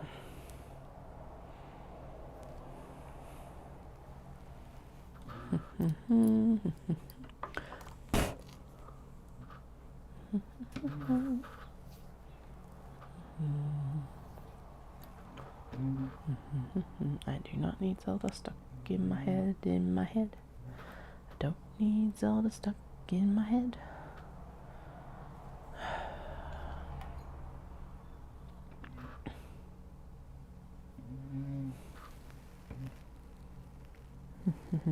Yeah, I think we'll focus in on, so for Shindig will be tote bags, and I think probably mini traveler slings, mostly because I want mini traveler slings for, I already put the bobbin in. I want more traveler slings because I want to supply them to Market Spot, because Dallas and I were discussing that they'll probably be better, a better product than like a lot of the other ones I've provided them with, because like the other ones are such niche products that's kind of hard to think of a different use for them necessarily if you're not in the knitting community. So I agree, I could see it. And I think the mini traveler slings are like right in that perfect niche for gifts, especially as we head into the Christmas season, and a bunch of other factors too. I should also message Janaea. Be like, hey, do you have more jean legs? Not out. And actually, I got a donation of a bunch of jean legs from another woman when I was in Knit City. So that was cool. We've been talking about it at the pancake breakfast in July, and she's like, if I remember, I will bring them for you. And she remembered, and even I remembered, although I did not remember in enough time to remind her to bring them. I did remember that we had discussed it, which in and of itself is a start to an improvement over some years. And I think some more of the bifold wallets as well, although I'd need to figure out a better way to display the bifold wallets, because I had them in a basket the past couple times and they're just kind of like, it's fine, it's not amazing. So I think that's one of the things I'm gonna figure out something new for, at least for the new year. Not necessarily in the next few months, but definitely in the new year forward. I think probably, I was looking at like the like greeting card displays and stuff like that, because you could stack them side by side, and I'm thinking that along with like the luggage handles would be really good. So we'll see. The display has to evolve again. I also showed Dallas a lighting idea that I really liked, because they Crafty Jacks always has amazing lighting in their booth and how they have it set up. So he said that he's going to try and design something for me. It will take a while, and I'm like, yeah, that's fine. But I've settled him on a track for like, please help me figure this out.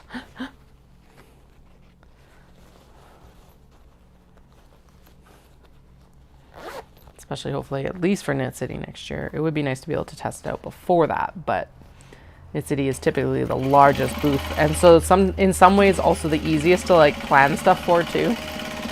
So there's that as well. I just realized that if Cat Fest goes well and I do it again next year, it's going to have the same issue as like Omatsuri. It'll be like, well, it'll be 2 weeks before Knit City next year, which will help actually.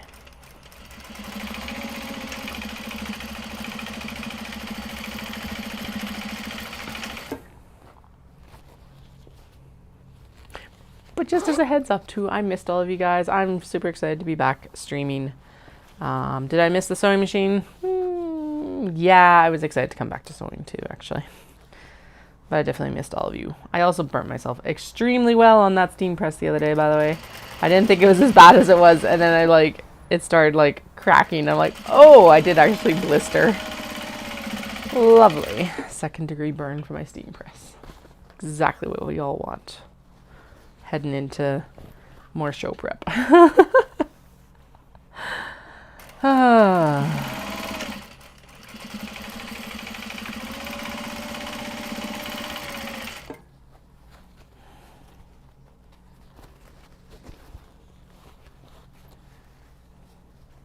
Nope, that one didn't catch the zipper. So it is going into full timeout. It's not getting finished.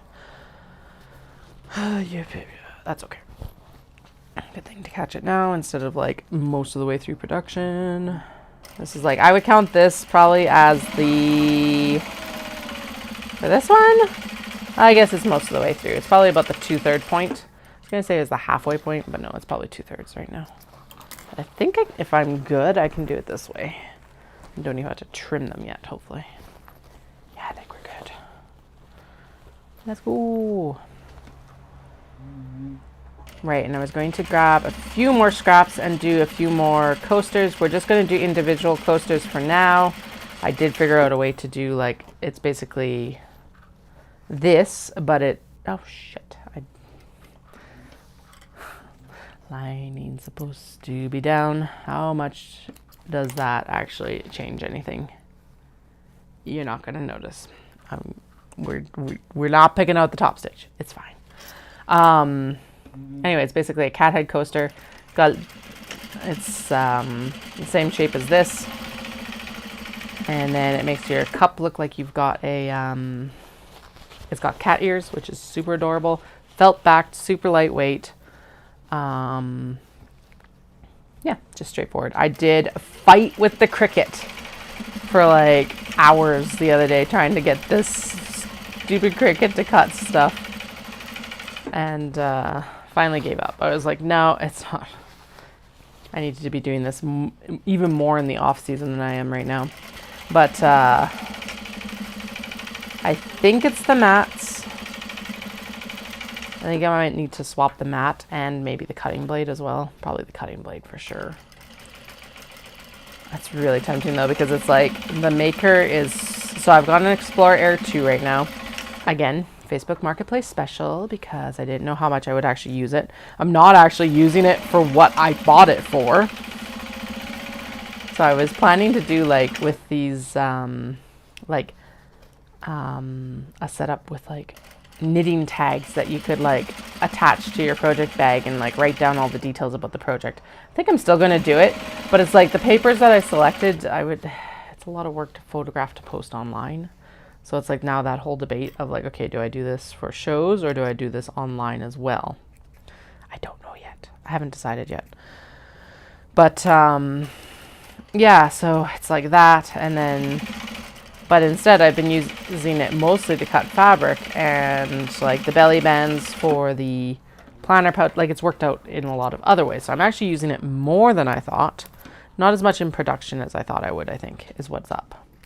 More in like, in other things that make sense. The fabric appliques actually was one of the surprise ones. But a maker has a little rotary cutter and like it cuts even better than the Explorer does.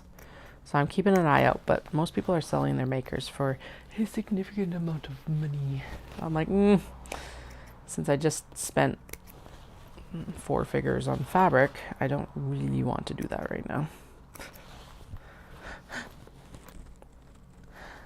Lining fabric and canvas was not an insignificant investment, but I probably did overinvest in it this year as well, but it's kind of like one of the situations, again, I'm trying to reduce the shipping costs and everything like that, so whatever, we needed it, obviously, because since I've been biting my nails about not having enough fabric since what, April when I ran out of what I thought was the run out of pocket fabric and was the run out of canvas. Which is why we didn't do more tote bags in part. Yeah, it was time for a restock. So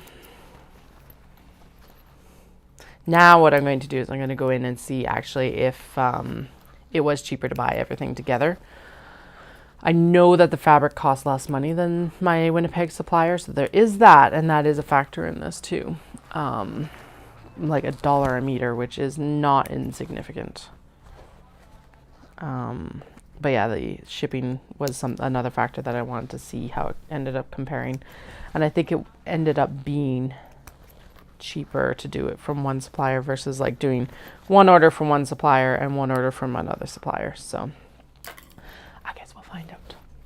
Okay, we're going to swap back to white thread, I think. And then we do a basting stitch, and then we do a trim down, and then we do assembly, right? Pull top lining down with bottom lining. Baste.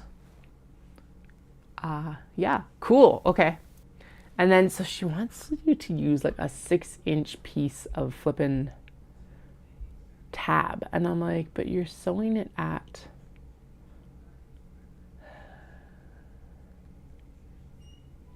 You're sewing at a 1/4 inch. So seeing how much is hanging over...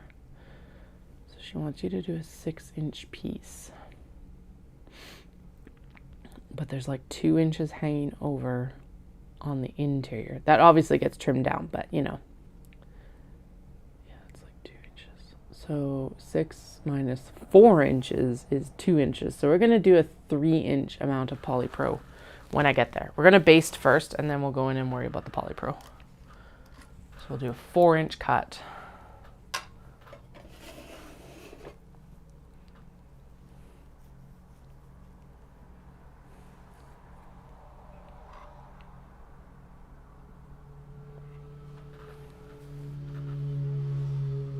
Yeah, because she wants you to leave an inch, and that makes sense, to be honest. So, an inch of fabric on the other side to like hold the lobster clasp and everything like that. Okay, I think we can do that. But yeah, 4 inch. 4 inches? 4 inches still sounds like a lot. So if it's an inch, it's 2 inches. 2.5, right, 3 inches. We'll do a 3-inch cut. And there's not as much to trim down either. Done, done. White thread on. I'm like, what's next? But we got to swap to the white thread. Then we do the basting, and then we do the trim down, and then we do the assembly. No, then we do the polypro, and then we assemble everything. Smash it together. Da, da, da, da, da. Da, da, da, da, da. And how does she want me to actually finish this? Because the other part of this is, it's like, do I finish it on the exterior? No, no, no, blah, blah, blah, blah. Dun, dun, dun. Da, da, da, da, da.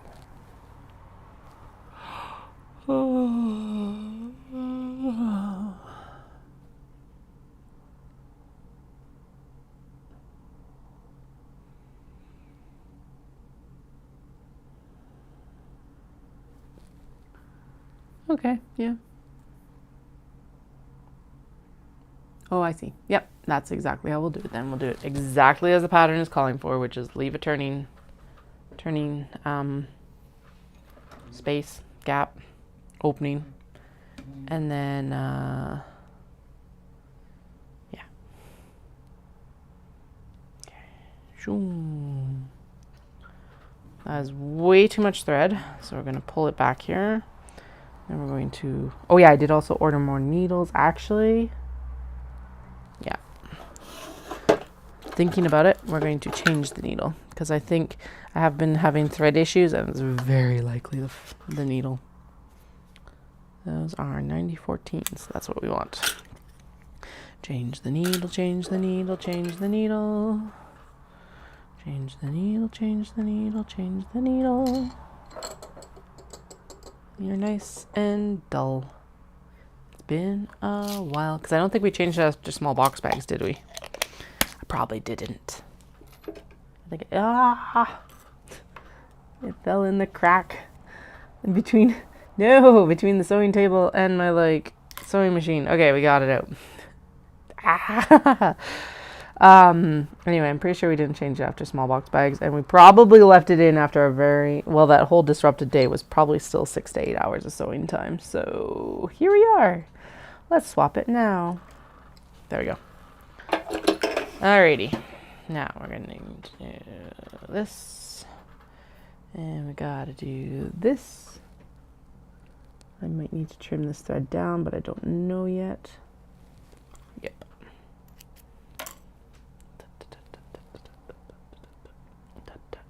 Yeah, done. Okay.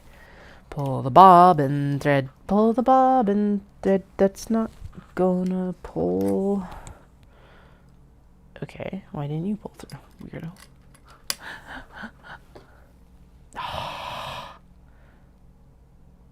Yeah, fine. You're right. I had the screwdriver out and everything. Actually, I think it's probably time for a new fluff guard. Is it? Ooh, yeah, we're time for a new fluff guard. So we'll use this to like help clean everything out, and then we will, yeah. Okay. Pop the foot off, pop the foot off.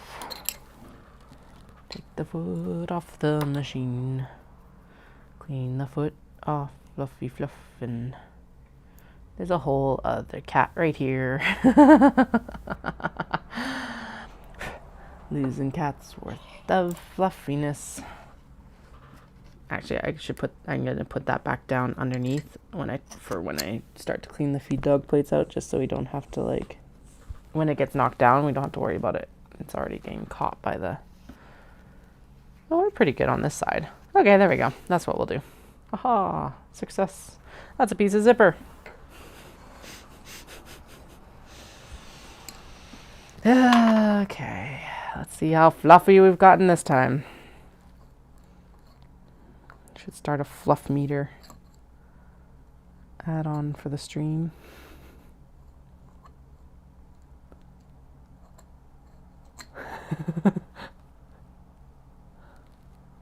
Did I change the needle? That did not feel like a changed needle. That felt like a very, like, a well-used needle. Well past its Best Buy date. Best Buy sewing time. Hi, Wendy. The zipper was underneath, at least. It wasn't in the machine. It was on the paper towel. It just got knocked out when I turned it over. So that is the good news. Okay, let's turn this off so I don't stab myself. Because, you know, that's just how today would go. Yeah, we're actually not doing too bad. Whoa, we're really not doing bad at all. Oh, never mind.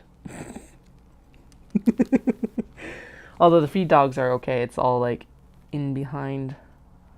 Ooh, that's a good fluff. Okay. I like how you can't even see this. So you just gotta trust me that that was a good fluff that I just got off of there. But yeah, actually, it's not looking that bad. So, compared to what it was that first time we opened it up. Granted, how many times have I actually cleaned this out recently? Every time I've changed the needle, at least, right? So, we're doing good. I feel very virtuous about this.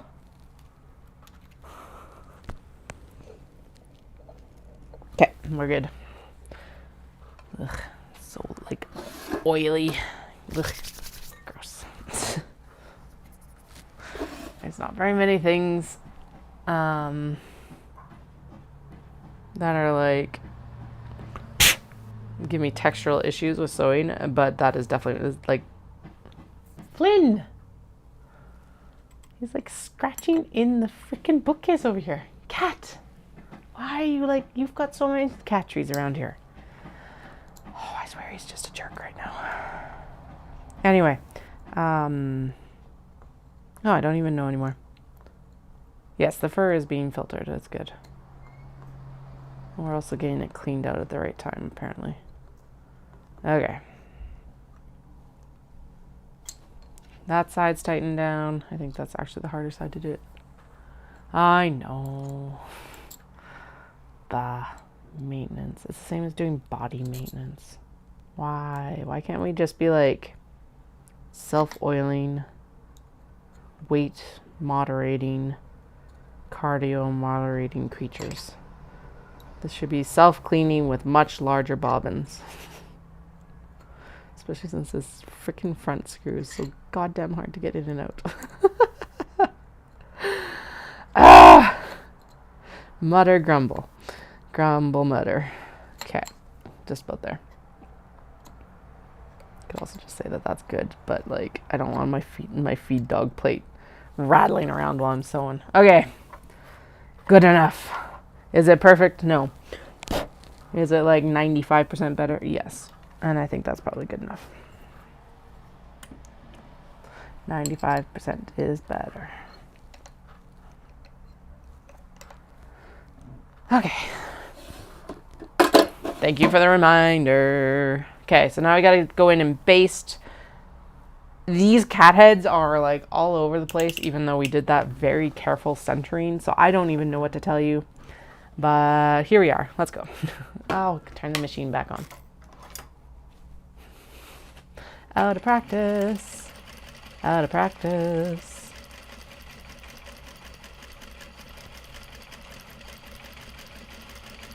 And I'm not overly concerned about getting the whole like head basted perfectly, because the whole point of basting is just to make sure that you're not missing a layer once you're actually sewing it together.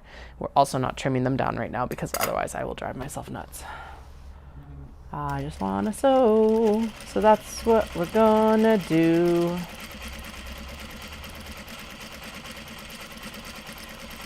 And if you're like, Katie, this is extremely different from anything you've produced before, it's because we got Cat Fest this weekend.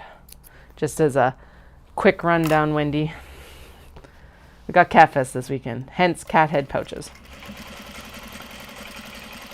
And then we'll be back to, no, that was within the seam line, that's fine. We'll be making, next week, we're going to be moving into tote bags because I actually got my canvas in today. And then mini traveler slings as well. I think we're gonna do those in conjunction. And some Kato too. Right? I think that's kind of what I've been muttering about. Hinting at. I need to message Janaea and find out if she's got more jeans for me or not.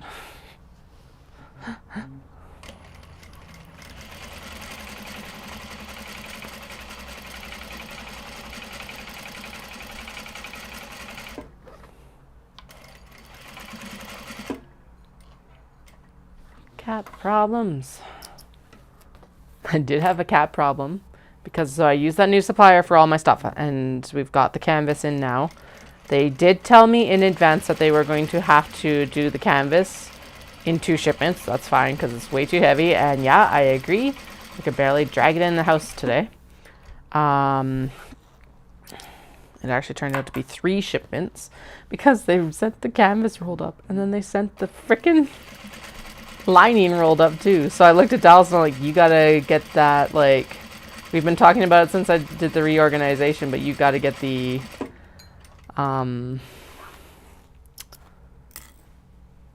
interfacing and like all that hang up stuff done, and it's gotta be done before you go because there's no way I can work with the canvas roll on the floor. So I think he just went out and got the support rods for it today, I hope. And then, yeah, I'm not quite sure how he's going to hang it on the wall, but he's figured out where the studs are, so. Yep.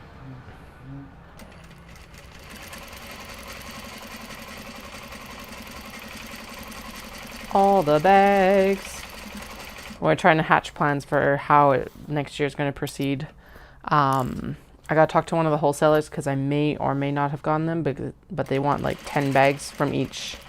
They have to have 10 bags in each print. So I gotta chat with them because like I can only do 10 bags from very specific prints right now in very specific sizes. They might be a wholesaler that's actually better to pursue after my next trip to Japan. Almost should have them on like FaceTime. I do the shopping with them or something.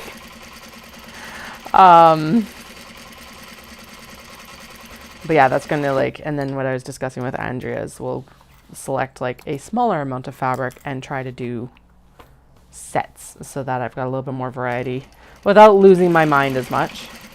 And then we'll also get distracted by a bunch of new like goodies next year, I'm sure, just like I did this year. I did also get some waterproof nylon so that we can start doing the stuff. Water bottle holders. Water bottles. Water bottle holders. Oh my god. The walls are made of gyprock drywall. But he's marked the studs, so it'll go straight into the studs, which are 2x4s. Or at least that's, I'm going to assume it's 2x4s. That's what they should be constructed of. They're set at like 24-inch intervals though, which is the annoying part. So, but yeah, he's going to, like, I think we're going to do, yeah, he'll get it. He'll over-engineer it, and honestly, with the weight that's going to be on there, that's good. So, as long as it gets done, that's all I care about right now. But he also knew this project was on the horizon, so. I also just realized though that he might need to put a fourth one if he can fit it behind the sewing table, or the cutting table, because I don't know if the next set of wide width is coming as a roll or if it's coming on a bolt. Because I expected so in my head, canvas was getting folded. Because last time I used this, this supplier, it was folded. But apparently if you order 50 yards of canvas, they send it to you in two 25 meter bolts. I'm like, okay. So that I can work around that. But they also sent the lining as a roll, and I'm like, what? Because I was expecting 5 bolts or 4 bolts of 15 because it's 60 meters. Because whenever I've used the supplier in Winnipeg, they've just sent it as bolts of 15 meters apiece. And so that's why I also ordered it in a 15-meter interval instead of just ordering like 50 meters. Also, 15-meter intervals just made sense because that's what I've worked with in the past. So I've got a generalized idea of how much I need based on that. But yeah, no, it's all like in rolls, and I'm just like, ah. But I was like, you have to have a canvas on the bottom, and interfacing will go on top, and then lining will go in the middle, because the canvas is going to be the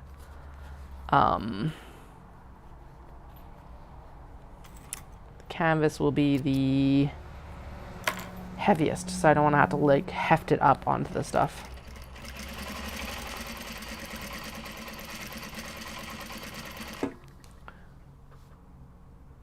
The shirts. Which shirts, my dear? Excuse me.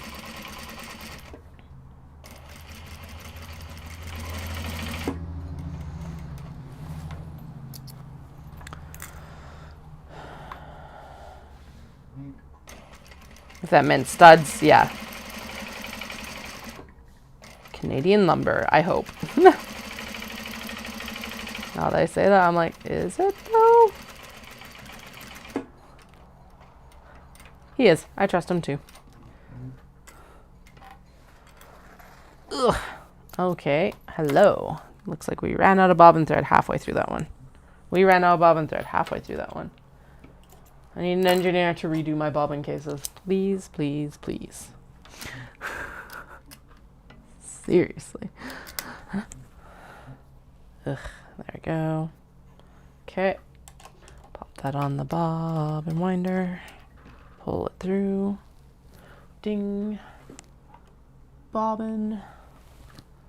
Wind the bobbin. Wind the bobbin. Done. Okay. Yeah, so what do we have? We finally got cotton webbing.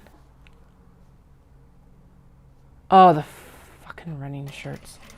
It depends on which one you are, but like the dry tech ones. If you're talking about me cat problem moaning about the ones that I had the other day, I still haven't decided what we're going to do with them. I really don't want to make a quilt out of them because they'd feel gross. Tote bags might be a good idea though. Alright, Dallas is down here. If you hear any noises, he's... Oh, he's not? Okay, never mind. I was like, he might be hanging stuff, but never mind. Not today.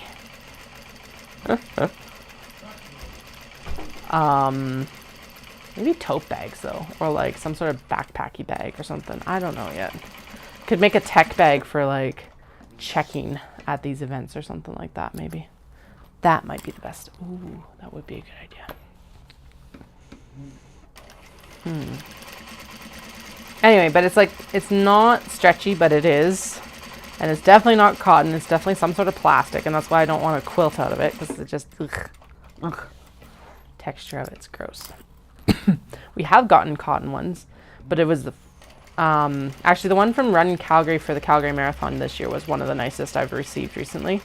I also got a footstock one from Cochrane a few years ago when I did my first 10K, and it was really nice because they were just nice cotton shirts. It was, and like, yeah.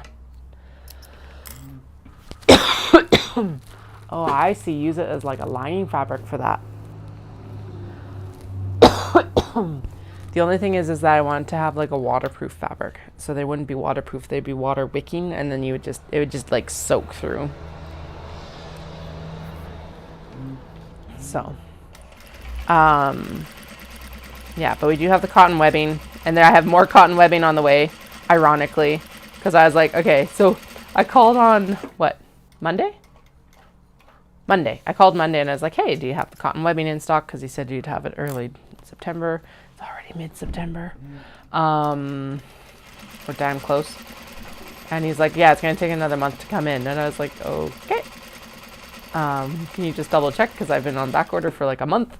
And then he's like, they'll be here at the end of the week. I didn't trust them as far as I could throw them anymore, though. So I was like, I'm going to find an alternate supplier. So now we're going to be well loaded up with wedding, because they did actually get the shipment in.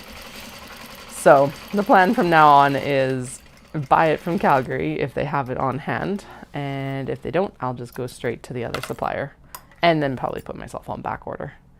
Because I doubt that cotton webbing is something that I will, like, it's going to be something where it's like I will need all of it all of the time, or like, yeah, I will need all of it all of the time. All right, everything is basted. Now, the thing I did mess up is that I should have done the cat heads instead of putting them onto blocks of interfacing. I should have put them onto like rectangles onto blocks of interfacing and then cut the cat head. So we just got to trim the interfacing down a tick basically for it. Excuse me. Where did I put my water? I thought I brought my water bottle down with me. I did. Yeah, they're more wicking than they, I can't tell. It's like, I think we wore one of them. So for Disney, we were not expecting to get shirts, and then we ended up with 6. So those are the ones I'm struggling with, because like they're super cool. And the merch sales were such that like they basically sold out of the really cool like dopey jackets instantly. So that kind of sucked.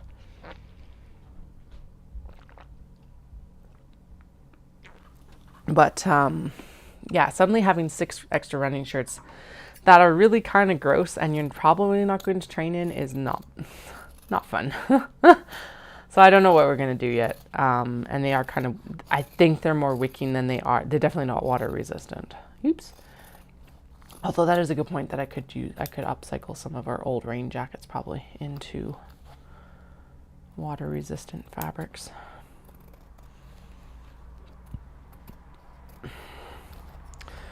Yeah, I don't know. The stuff I did find though yesterday from Pecana was really nice because it's very, very light. So it's like just going to be a super nice fabric to work with, super nice like lining and all of that jazz. So I'm excited about that too. All right. So yeah, now what we do is we're going to go in obviously and trim down all that excess fabric around the bottom, and now you can really see how these are going to come together really nice. We put another piece of fabric on top and then we turn it, and there's your pouch. Now the pattern, again, because I don't follow the rules the majority of the time, the pattern is actually calls for fusible fleece. I'm just using interfacing on interior and exterior because I don't like fusible fleece. Okay, this one was really close to the edge, so I'm just going to double check it while I can, and I can make any modifications I can right now as well. Just make sure that like the seam is mostly caught, or at least will get caught in the next step, which it will. Good. Super cute, super cute, super cute. That one's complete. Oh, that's because I actually snagged the stitches. Okay, that'll definitely get fixed in this next sewing stage. This one is a little bit on the interior, but I think we'll catch. Yeah, we'll catch that for sure. And this one just feels like it's safe and good. Okay, good. Okay. Yeah, most of the shirts. So, and then like not all of them give shirts. The ones that are actually more annoying is the ones that give buffs. Looking at you, Canmore. Because it's like now we've got like 8 buffs and we don't wear buffs. And it's like, what the hell do you do with the buff? I guess we could donate them to like the Mustard Seed, which is one of our homeless shelters. That might actually be the best thing to do with those. Because they are supposed to be warm. Like they're not like insanely warm, but they're a lot goddamn better than just nothing. So maybe that's what I'll do, at least with mine. I'm going to keep one because like whichever design I like the best. But they've literally given each of us one every year. And it's like, we don't need this many buffs. We don't even use them. And they're not like, they're not something. So they're going to have one tab. So they'll have a tab with a lobster clasp so that they can hook into stuff. Basically, these are like an upgraded Notions pouch, which is super fun. Yeah, actually, that's the best idea for the buffs, is I'll just donate them. Because like the designs are not, it's not a design I would choose to purchase myself. And I'm like, there's too many of them. So I'll just donate the ones I don't like, keep the one I do like. And you get them no matter the distance you run. So it doesn't matter if it's the 5, the 10, or the half, you get the buff. It's like, ew, good Lord. I prefer a t-shirt at that point, to be honest.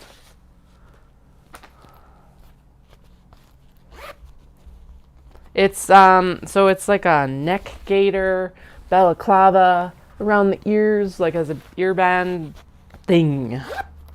The most useful part is that it can cover like your nose and your neck, especially when you're running. So it's a lightweight tech fabric. And that's the intention. And that's why they give them, I'm pretty sure, in Canmore. Because God knows that in 2 months we will want a buff. But they're always really tight on me. Because that's their design. And I prefer wearing a cowl. Even, although I guess if I'm and I don't run outside in the wintertime anyway. So it's like if I was running outside, yes. But I don't run outside. So no. Blech.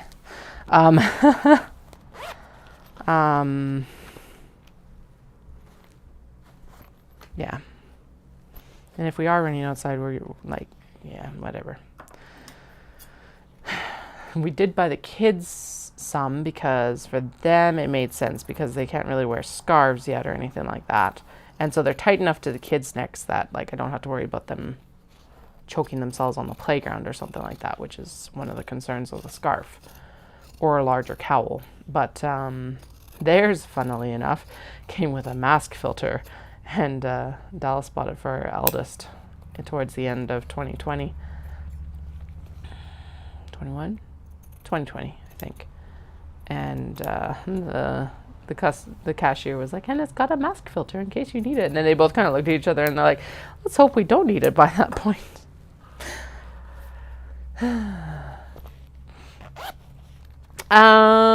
Let's call it a tail.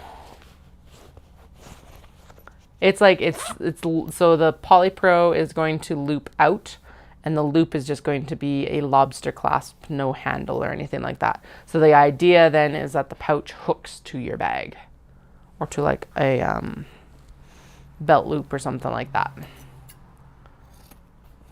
Or in a bag, because not that I make any bags with like D-rings to hook onto, but I know lots of like bag makers and purses, commercial purses as well, have that option. I know the diaper bag does. I never use it because I find it a pain in the butt, but I do like the idea of it having it. So that's what we're doing. Because I'm not making these for me. If I made it for myself, I think I'd probably leave it off. But I understand why people like it. Oh, man.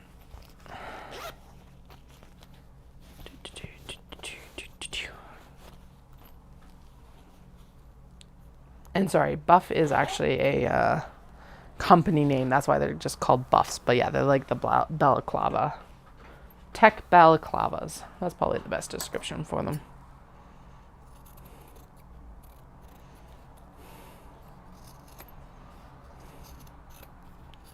I did order the mittens that... so I've got one more run this year.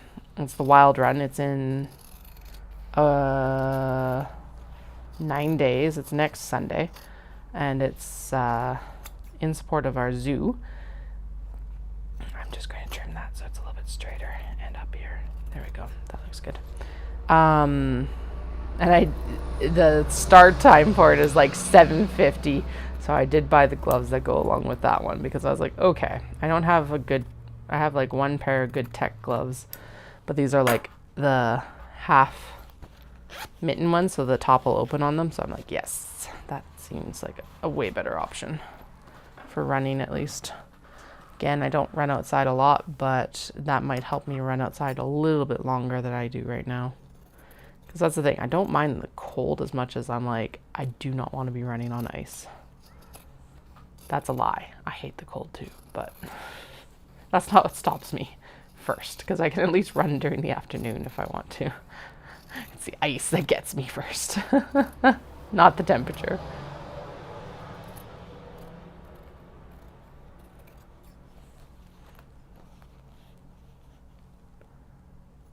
Yeah, like, I don't know.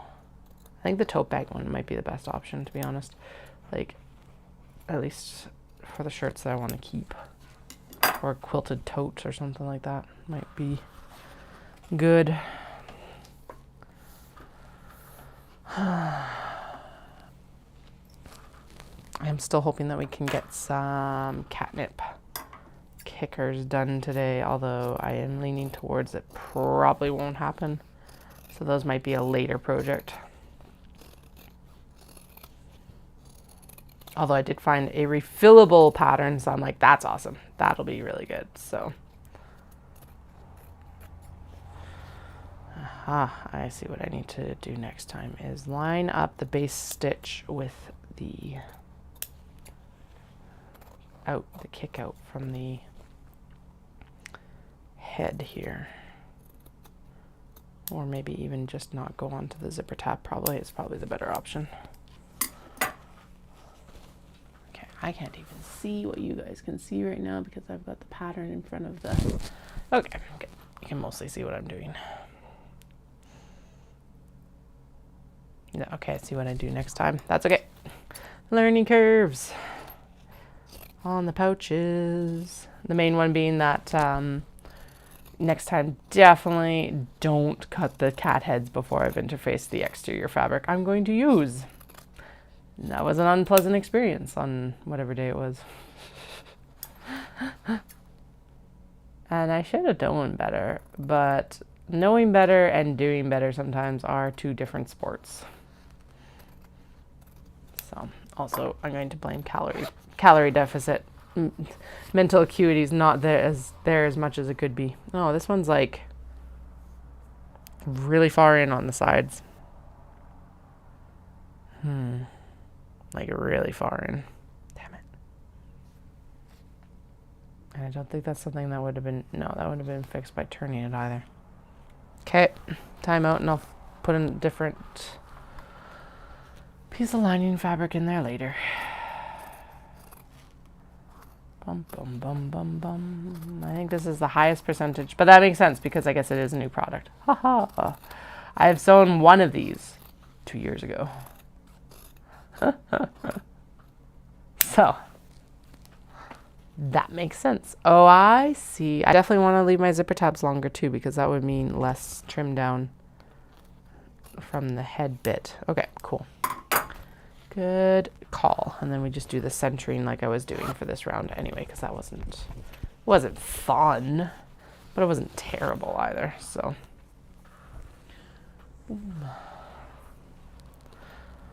okay, almost. Well, no, I can't say that. I'm not almost there.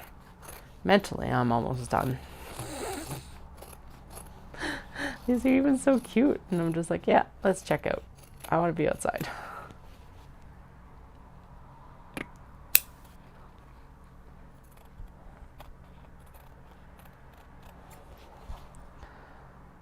Although actually doing these, having built up this live stream, I am super happy because that does mean that over the winter it will keep my butt in seat a little bit better, especially with it being off season for running and stuff like that. So the new schedule as of right now is that I'll be in off season, and then I'm going to do what's called a get fit, I guess, schedule. So so basically I'm still running, and I'll be running enough that I don't like, if you take too long a break, your body's like, hello, we would like to call you about your extended warranty. And you're like, what the fuck? I really don't like running. At least that's what I find. And that can be as short as like 3 weeks or less. It doesn't take much time, unfortunately. Anyway, so I'm still running. It's not like insane. And what I'm going to do is I'm going to do the time-based runs, and we're really going to focus in on that zone 2 heart rate. And then, so that's going to be on the days when the kids are out of school, because they won't be very long runs, except for Friday. So I'm going to keep a long run on Friday, because then I'm guaranteed to be able to do my long run as long as the kids aren't sick, blah, blah, blah. And then Wednesdays will be swim day, but for now they're going to be walk outside and enjoy the nice weather and go knitting on these walks. When Dallas isn't home, at least. Unless I just do... No, right. Yeah. I was going to be like, unless I just walk with the kids. But the whole point is to knit, too. So I can't do that with the stroller. But yeah, so do the knit walks. So like strength training and knit walks on Wednesdays. Long runs on Fridays. And then the knit walks will end when it gets too icy and cold outside. And then I'll move in for swimming. I can't move in for swimming right now anyway, because our swimming pool is closed for its like yearly reno and like refurbishment. And I'm like, damn it. Although it's too nice outside to swim inside anyway. So, and then on Mondays I'm going to go to spin, because I can go to spin with one of my favorite teachers, which is why I'm moving the long run to Friday. So yeah, so it'll be like, that's the off season, and then we'll see what Get Fit does, and then it'll be training for Calgary Half, which is like insane to think of. It's like 6 months away. This one is also too small. Can I fudge it? Like, can I sew it in a little bit more? I probably could. This also looks super crooked. It is not crooked, but the fabric got cut crooked. Yeah. That one's a maybe. Might be able to fudge it. Most of these are turning out fine. Or close enough that I will be able to work with. If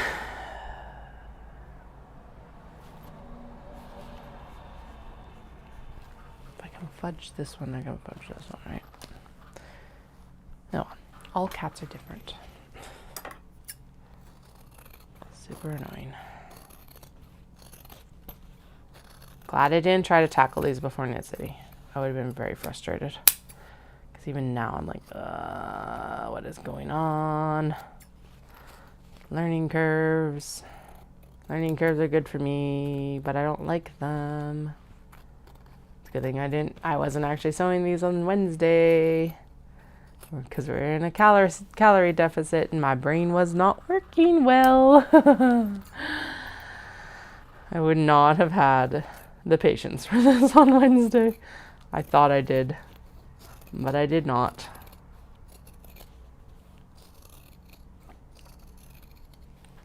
If these fight too hard on the sewing together of them, we're just gonna do catnip. Like kickers. Cat kickers. Because holy crap. Do I ever just want to give up and do them right now anyway? Oh well. Okay, should double check this one. It's fine. It's fine. Okay. Can probably double check. Yeah, I can totally double check them before mostly. Alright, let's go for this. Trim it down, trim it down, trim it down. So yeah, kiddos started gymnastics again yesterday. They had a lot of fun. They have been so excited to go back, especially the youngest has been so excited to go back to gymnastics all summer. Like, they recognize where we go for gymnastics, and they don't, the youngest does not say, there's where we go swimming. No, that's the gymnastics. So, youngest is still in parented gymnastics this year. Eldest has started unparented gymnastics this year, which is super exciting for all of us involved. Eldest did really well with their first class yesterday because Dallas is home. I was able to just go observe, which how often do I get to do that? That was super awesome. And then the youngest did really well. So, like, mostly a hooligan at home. At least that's what we refer to it as. Doesn't very distractible, doesn't listen very well. Typical 3-year-old.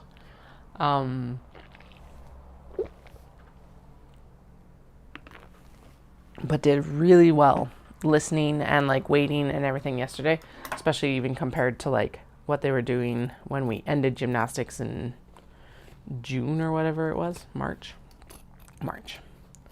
So that was super cool to see. So yeah, we chatted with school today, and I was like, are they super disruptive when they're in class? And the teacher said, no, not in class because they've got a schedule, but definitely during free play time, very distracted and somewhat disruptive during circle time. So I'm like, okay.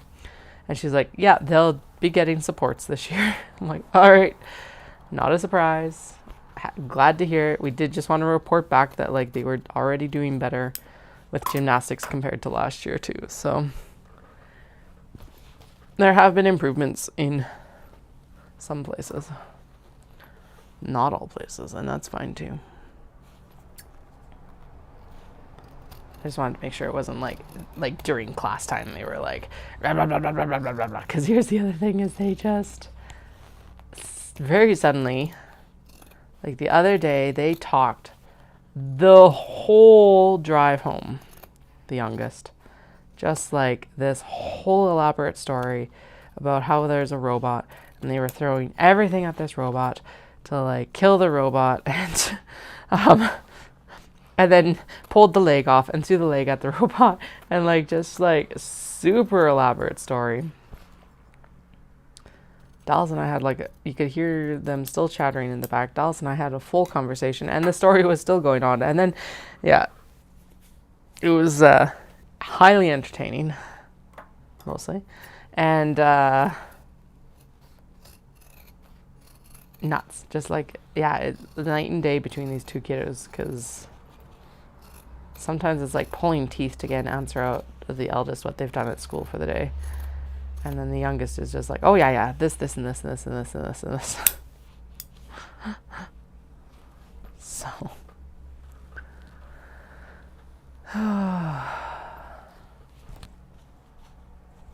Super cool to know how different they are already, though, given how close they are in age and everything like that. And it's just, and again, I'm pretty sure I've said this before, but it's just that's the way it's been since day one. It's youngest was super angry to be evicted. They're nope, I don't want to be here yet. And the eldest came out and was oh yeah, hi, I have arrived.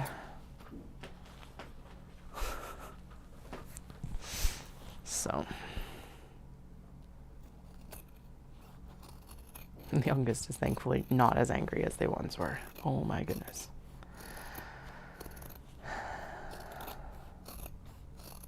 For which I am extremely glad.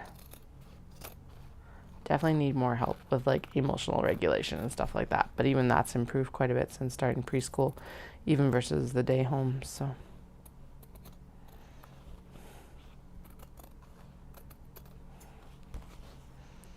All right, we are trimmed down, and I actually think most of these are ready to go. There's definitely a couple we're gonna have to move the seam allowance in on a tick. I think this is too much to move it in on. So 2 more into the timeout pile.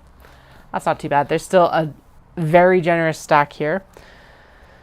So the first things first we're going to do is we're going to cut down the polypropylene. The pattern does call for a 6-inch thing, we're only going to do 4 because I think that is sufficient. Just going to double check that and make sure. Yeah, between it sticking out and like the seam allowance and everything that we need, that's going to be more than enough. That's why I've got the black lobster clasps there. I'm going to go in and count, and then we will just, all of them are just going to be black, so that makes it super easy. So 1, 3, 4, 5, 6, 7, 8, 9, 10, 11, 12, 13, 14, 15, 16, 17, 18, 19, 20, 21, 22, 23, 24. Sweet. 2 dozen. That's a good number. Okay, so we need these in 4-inch increments, and then we will singe them down. So 1, 2. Yeah, I could use the heat knife, but I'm not going back in the cutting studio. 3. Oh, I'm getting hungry. I did actually snag a snack when I was upstairs, and now I'm hungry again. 4. At least it's not as bad as it was the other day, where I was like, this is actually affecting my mental like workings. So 5. But it's like that, like first like 3 or 4 days of like almost misery while your body adjusts, and it's like, okay, I don't like this, but I'm not going to try to like give you brain fog. That was 6, so we're just going to reset so that we're at a good measuring point. So 1, 2,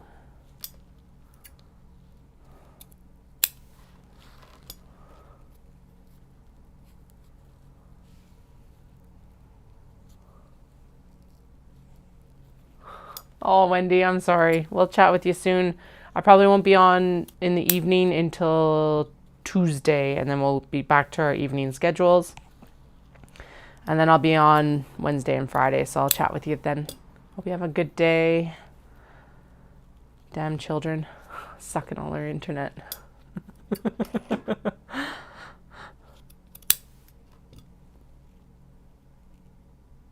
5 and 6. So we're halfway through on the Poly Pro.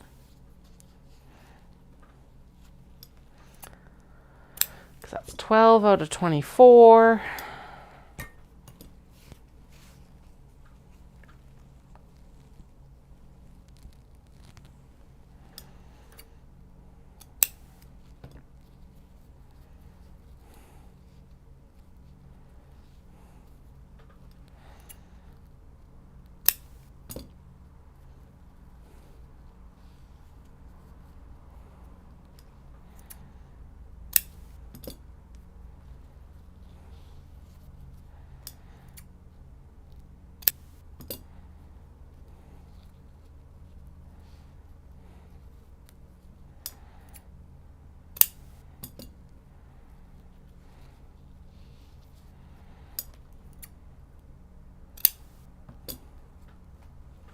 Okay, and one more set of 6.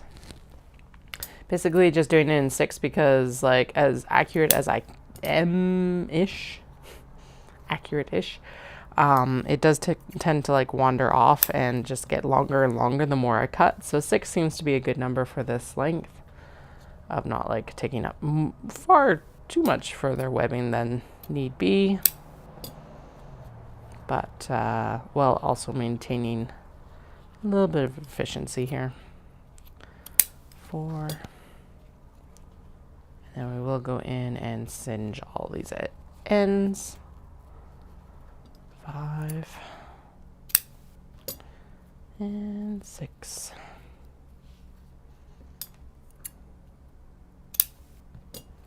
Go. First end to get singed is this one here. For the end of the roll so that we don't unravel right on the roll, because I have had that happen and it sucks. So there we go. First thing done here. What time is it? Ooh, it's already 4 o'clock. Okay. I did say I was going to go help pick up kiddos, so I guess this will all depend on how much I get done in the next hour. Yay! Ah!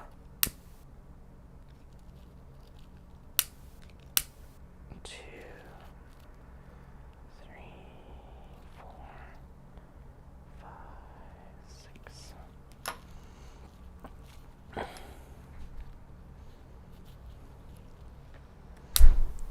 1, 2,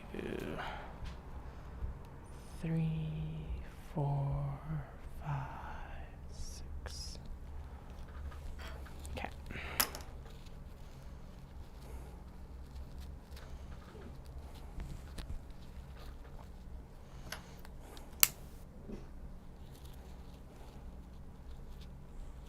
Yeah.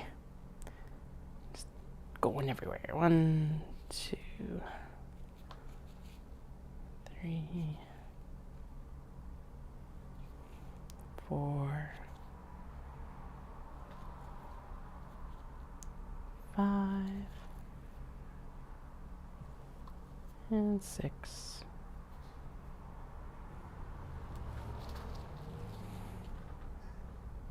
1, 2, 3, 4, 5. Woo! Okay, it survived. Like, got on the broad side of it instead of just the end. So I was like, oh no! Don't melt the actual like webbing. That would suck. Yeah, I'm obviously disorganized here with these ends. So let's see what I can do here. There. 1, 2, 3, 4, 5. Apparently I must have done a 7 somewhere because, yeah, or I cut one too few. Who knows? 1, 2, 3, 4, 5. Done! Okay, let's assemble these itty bitties. Itty bitties. So we've got lobster clasps here. I do not need that many lobster clasps. Whatever, now we can just snag one as we go.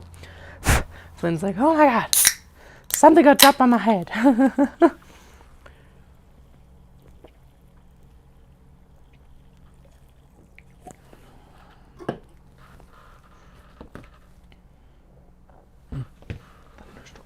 I need my clips. 1 second here. So I was just like, wait, this does actually need to be clipped.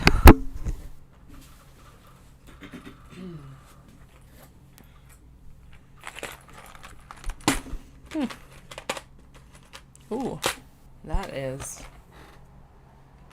I was like, oh, this like bin is broken, but it is like not just cracked. It is like broken all the way almost across the bottom. All right, time for a new bin. Boo. It's probably 100% on me, but boo. Okay, let's get the pattern back up. So clip it in.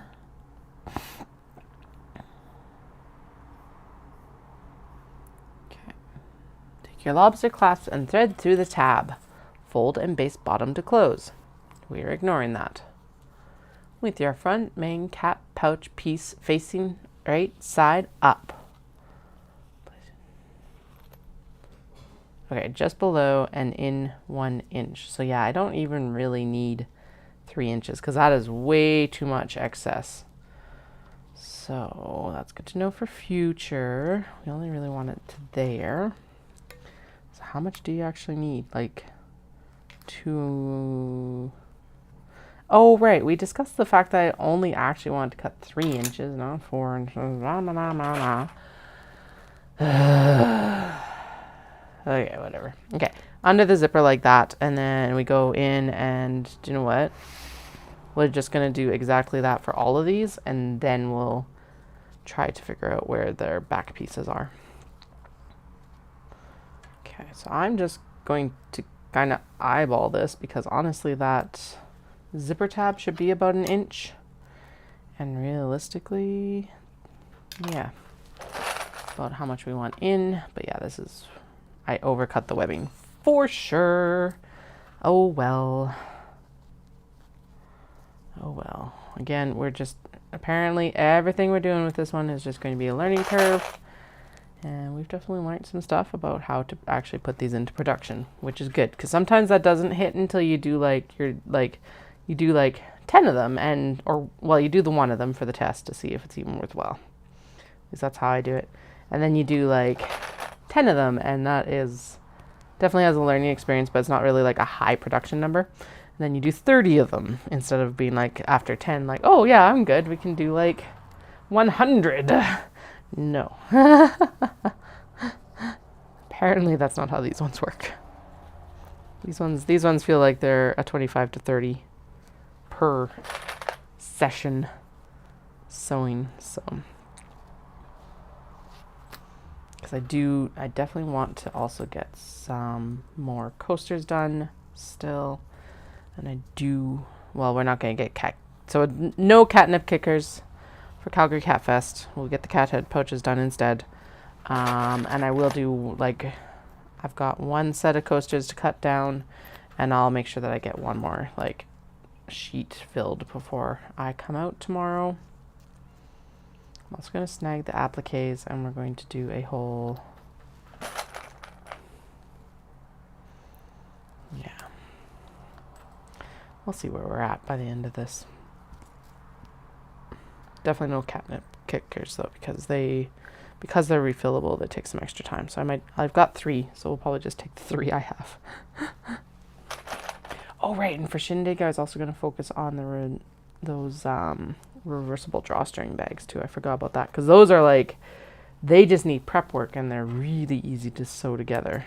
It's just the prep work that holds them up. They're like, Katie, that's the story you always say it is. It's like, but with these, it's like yeah. Their construction is mostly in the prep work. There we go. That's what's in my head. Because it's like, lots of the construction, a lot of these is during the sewing portion of it, not the prep work for it. But the majority of the construction for the reversible drawstring bags is in the prep work, because it's all iron lines and everything like that. So super interesting stuff. No, it's not. It's so boring.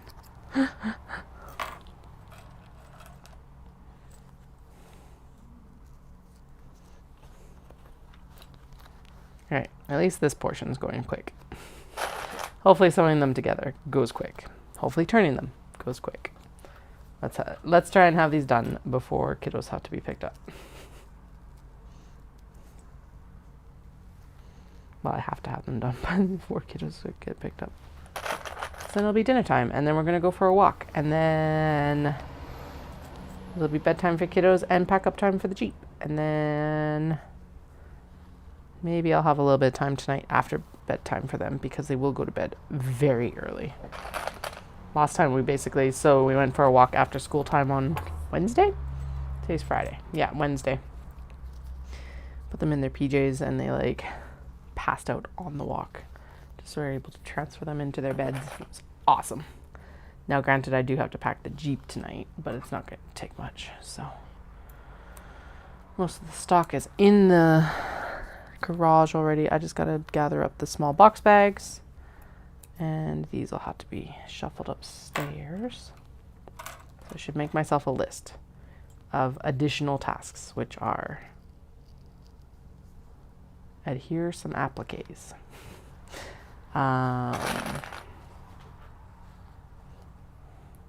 Adhere some appliques. What was the other thing?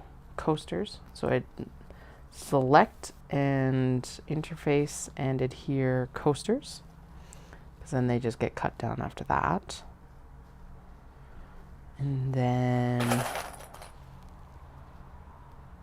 that's pretty much it. Just trim the coasters out. Okay, we are almost done getting these clipped in at least. That's nice.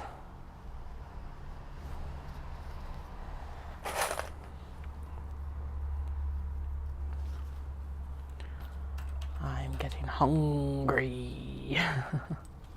So hungry.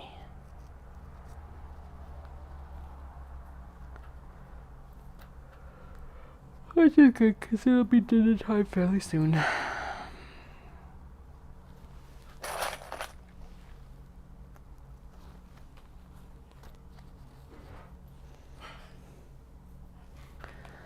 Five more. 6 more. Ha ha ha. Excellent.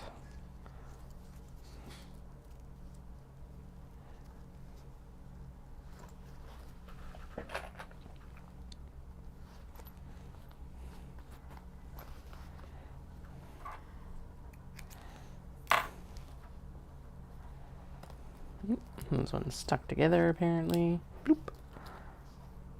We're all good though.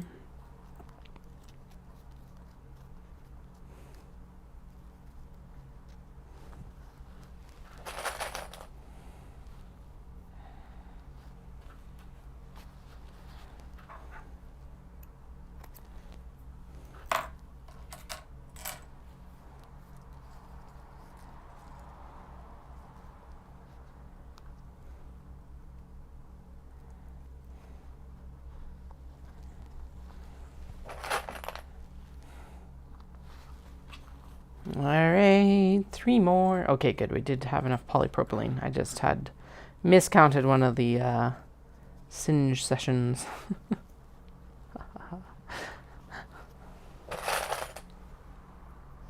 Okay, 1, 2. Eek. 2.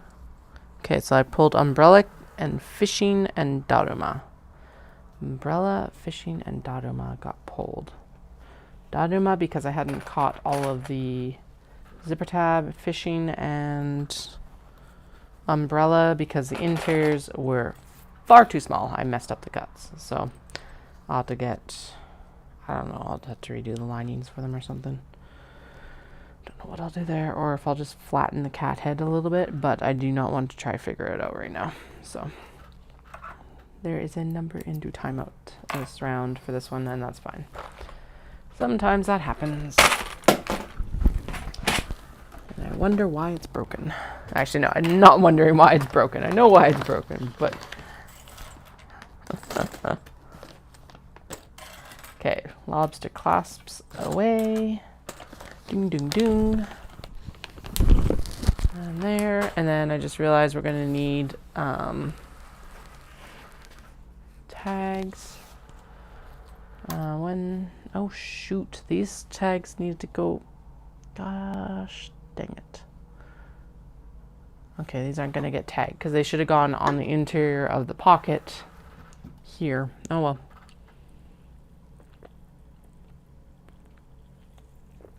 Like when I actually basted them together. Damn it. Oh well. It's not really fine, but it will have to be fine. Okay, I definitely have 2 popcorn cats. I have you. I have you. I have you. I have you because we already pulled the extra. Okay, I'm just looking for the pink right now. There's the fishing cats, so I can pull it out for now.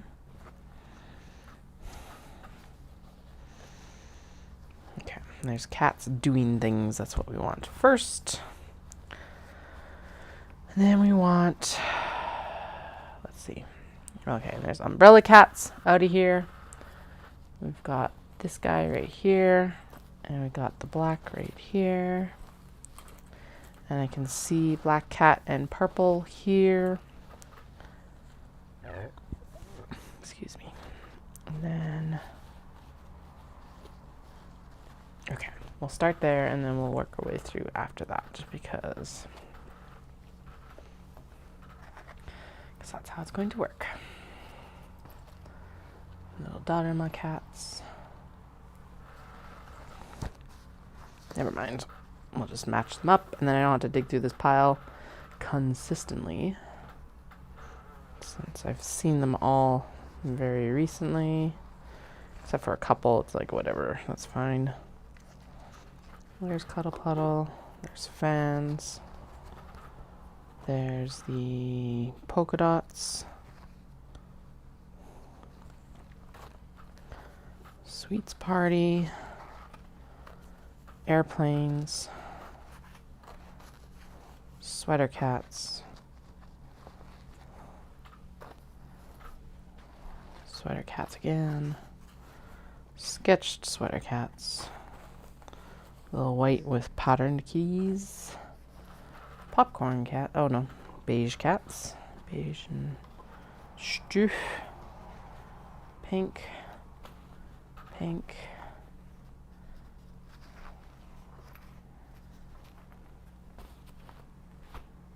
White. Green. Pink. Black. Okay. And done. Done. Okay. And then the Daruma cats is for later. Okay, sweet. So now we're going to go in. Going to line up these cat ears. And then we're going to stitch around. Stitch, stitch around. Turn this down to construction length. Although it does actually recommend a higher length, which makes sense around the ears. So that you don't end up like, because then they won't bunch up as much. Which, alright, I get it. Okay. I'm going to make sure that you can actually see what I'm doing.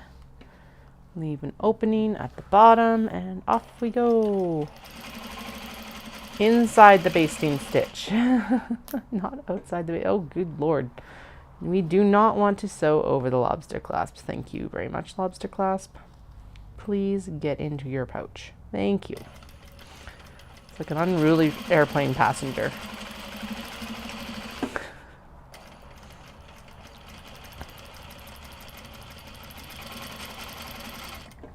So what I'm going to do though is I'm just going to ignore the recommendation, apparently. Stitch to the tip and turn.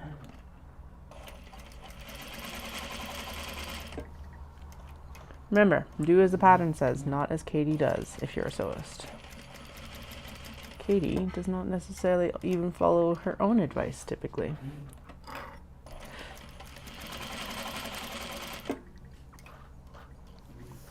We are going to check this one, though, before I finish it. And I'm like, yay, or at least before I start going to the other ones. We are going to turn it and make sure that that worked. Okay. So there's that one, especially since I had to pull it off anyway. It's, yeah, better to check it before we say, yay, we're all done. Especially since that could use another stitch line on the interior.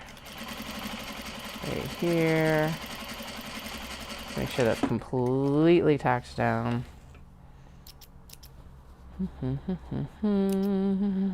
Good. Okay, now turn this and then we'll have a little preview here. Actually,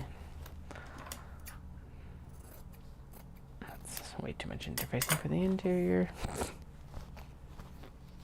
Okay.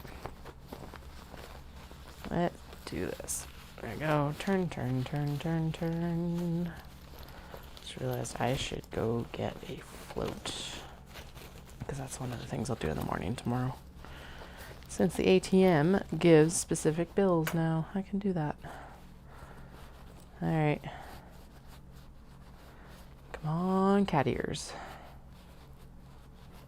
Choop, choop. Oh, yeah, no, that's fine. It's all good. Oh, shoot. We're going to have to change to black thread again. Right, so anything that got black top stitching will get black top stitching to finish it. Oh, you like Ninky Cat. It's so fucking adorable. Okay, I'm gonna turn this underneath here and just make sure that it's all good. We'll probably throw a clip in there, but that is flippin' adorable. So cute, so good. We've got kitty cat head pouches incoming. I wouldn't normally top stitch this sort of thing, but we have to do it across the bottom anyway because of our turn. So I'm wondering if I can like adjust it next time I make it so that we can just leave an opening on the interior of the pouch maybe. Why are you angry? You are super angry up here. Okay, so just turn under a little bit. Okay, so apparently this one needs a little bit of finessing. It's exposing interfacing and everything like that, which is not good. There we go. Good. Happy with that? Mostly. I think it's probably better just to like give up the ghost of a curve on this one and just go flat, which is actually what they do in the pattern too. So it's gonna be a little flat cat head. Oh, so cute. Still super adorable. So there's the cat head. Now they're not all going to be that flat across the bottom, but some of them obviously will be. Sorry. That was loud even here. Alright, so there's that one ready for its next step. Apparently we're going to get all the ones that need dark top stitching first. Yay! So, we'll see how far we get here with finishing before dinner time. These lobster clasps need to know how to behave and stay inside the head. Okay. There we go. Here.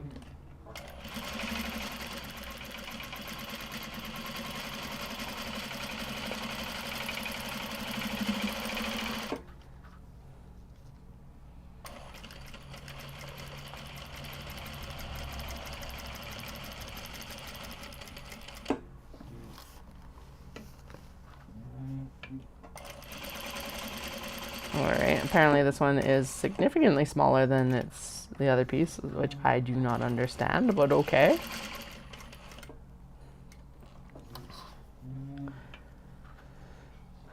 We'll sew it the best we can.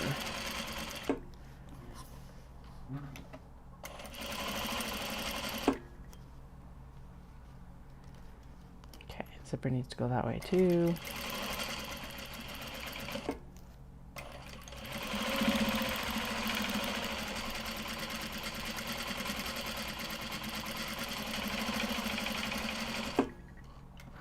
Done. Done, done, done. Alright, we are going to just sew all of these and then I will go in and turn the majority of them. I just wanted to make sure with that first set that we were like, we're good to go with like putting them together. So, as far as I can tell, we're good to go with putting them together. Just gonna trim some of that interfacing down here. And then actually I'm going to leave that webbing that little bit longer just because it's like also at the same time the whole point of like singeing the ends is so that it doesn't unravel on the interior. And out of the bag.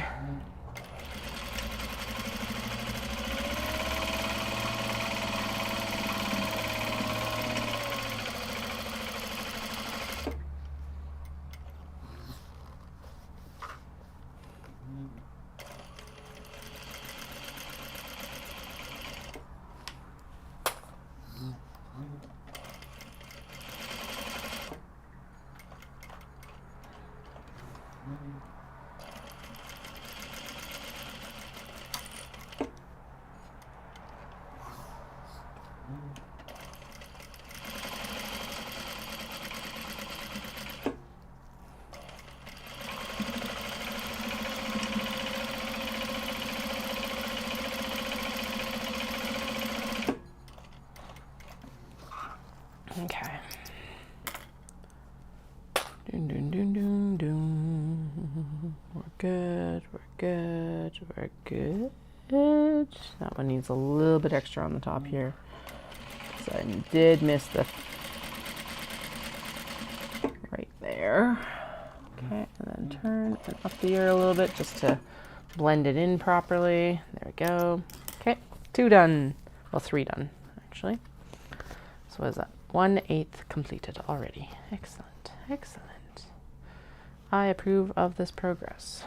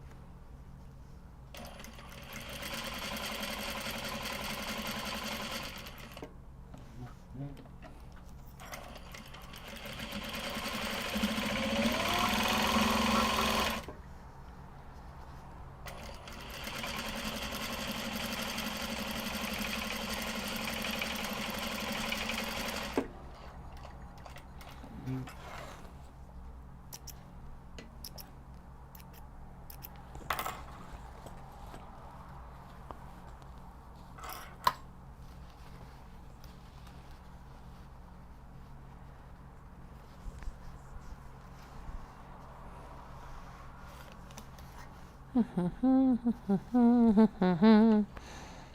it down and match it. Pull it down and match it. All right, there we go.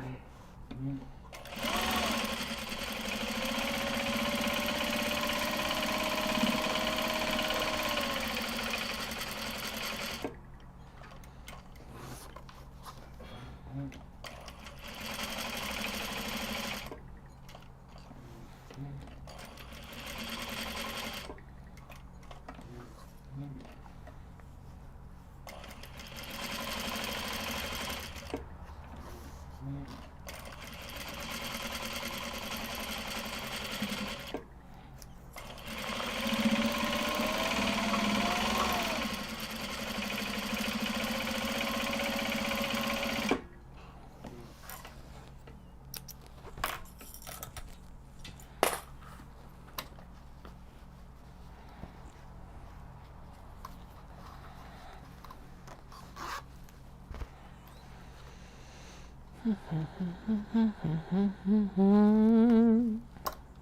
don't even know if these will get done. I might be down here sewing a little bit tonight after packing the Jeep, which was not the plan since we're gonna be up so freaking early tomorrow. But I think it might be the best option, to be honest.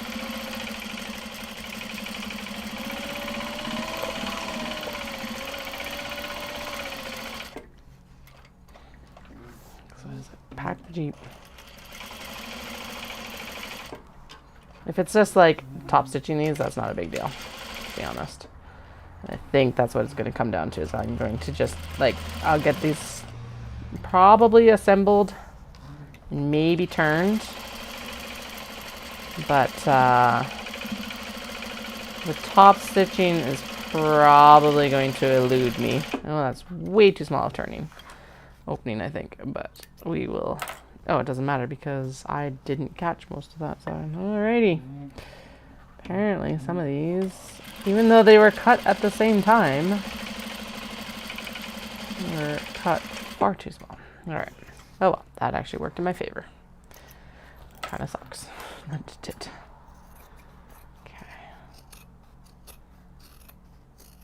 And it's definitely not overhanging on the other side, that's for sure. Which is wild. Well, a little bit, but not that much. Alright. Alright. 4:30. Yeah, so because I got about 20 minutes right now. I know, usually I left at like 5:10, but construction has been nuts recently, so we've been going a little bit earlier to collect the kiddos, so that we're not late. So I think it's like $2 per minute or something like that when you're late to pick them up, which is whew, hefty. I get it. You don't want, like, you've got to value people's time sort of thing, right? But holy, like, I don't ever want to be late for picking up my kids, that's for sure. Especially because it'd be $2 per child. It's not just one child.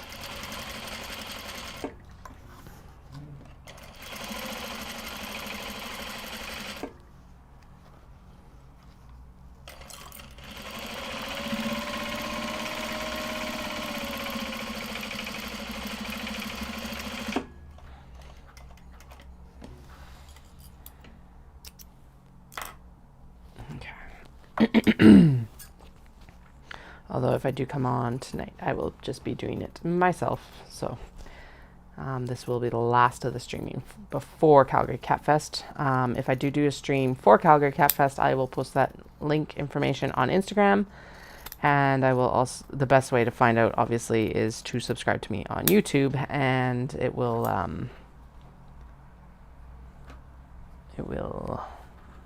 ding you when I or ping you, or whatever you want to call it when I actually come on live. So I just even that a little bit out because I kind of warbled right there. Okay.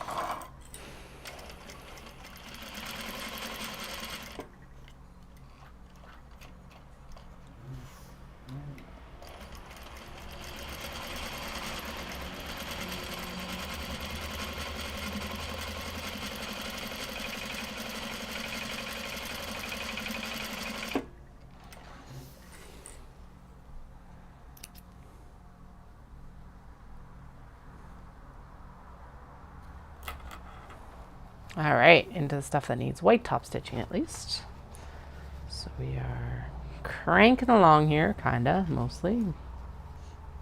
We'll at least get something done. Just might not be complete before dinner.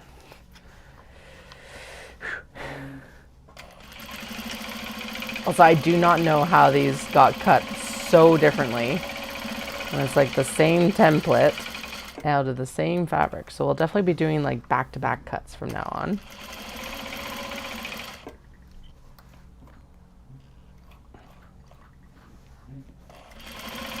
Which means that like just cut both pieces at once. So, well, actually, yeah, because, and also honestly, adhering the interfacing might have messed it up a little bit. Post cutting might have messed it up. So.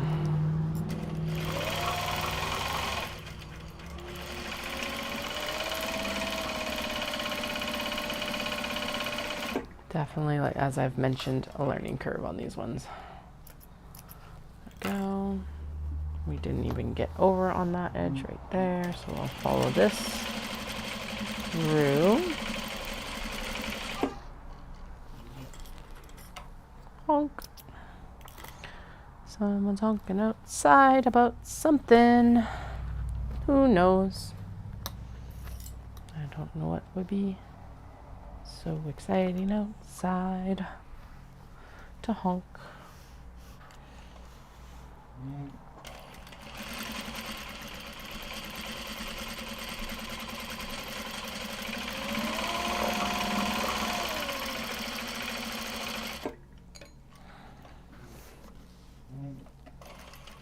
Shoot, we are nearly probably out of bobbin thread, and I haven't wound the next bobbin, so it's winding now. I was like, wait, we're gonna need a new bobbin soon. I should make sure it's full. Good thing I did. I hate having to wind a bobbin without fabric under the needle.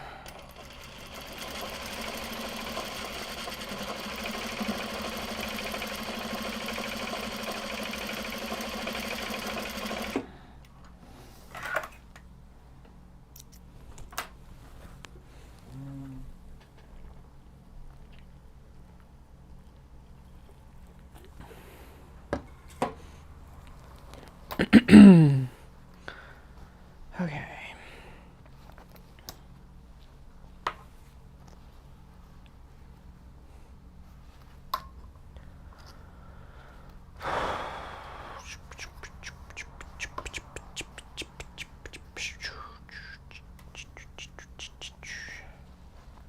Okay, so it's weird because it's like the ears will line up perfectly, but the sides will not. I don't get it. Maybe I'll clip it and that might help. No, it's not going to help because it's hanging over there. La la la la la, chaos. Okay, we'll try the least chaotic, hopefully. Try to get the least chaotic. There we go. We don't start there. We start down here. And we go around the curve. Still really off. I don't understand. But here we are. Now the ears are off kilter too. I don't get it. Oh well. I feel like Katie, if you clipped it, it would be better. Yeah, probably. But I'm not taking the time right now. Chaos. We're just gonna make a song about chaos instead.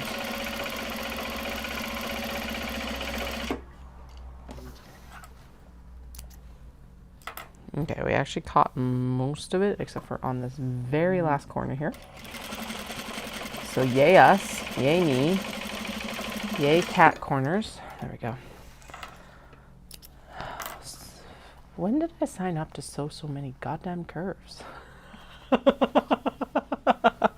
It's like the mini traveler sling, the traveler sling, the cat head pouch, sewing a drop-in lining into the cotton bag. It's just like non-stop. I guess it's not a zipper.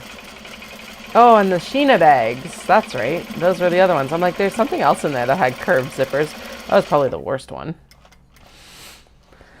And then probably next year my attention will get caught by something else with a curved zipper too, because that just feels like the way that the sewing patterns are going right now. So, you know, yay. That is a sarcastic yay. I'm glad that my skill level is getting stretched, but seriously, why so many curves right now? I'm making it look easy. Thank you. Lobster claw clasp, you need to be in there, please. Thank you. I bet you I turn half of these and they're not. They need to be redone. Which will be annoying, but oh well. All we can do is try our best. I definitely didn't catch the corner right there. Did I? Can I tell? Oh no, I caught it. Cool. Okay.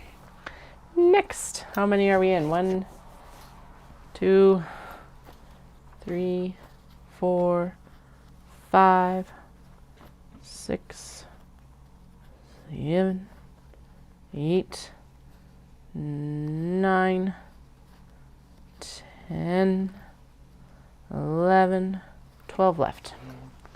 Excellent.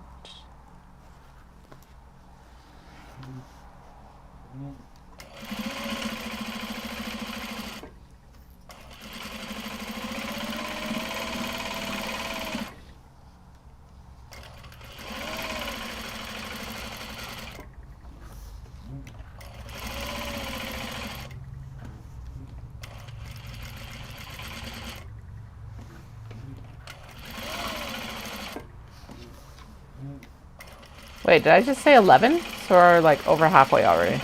Sweet.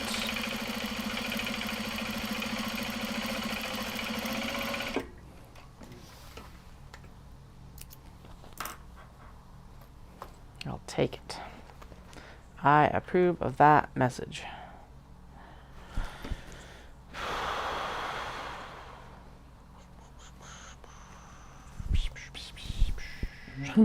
The woman did, like Indie Dyer did come up to me at Knit City and she's like, so did you finish all the small box bags? I'm like, yeah. She's like, I kept seeing it and I kept going, oh my God. It's like, it's too much. I was stressed out and I'm like, yeah, it wasn't necessarily fun, but we did it. She's like, yeah, I didn't want to message you and like stress you out more because I figured you were probably already stressed out. I'm like, yep, thank you. But we got them done.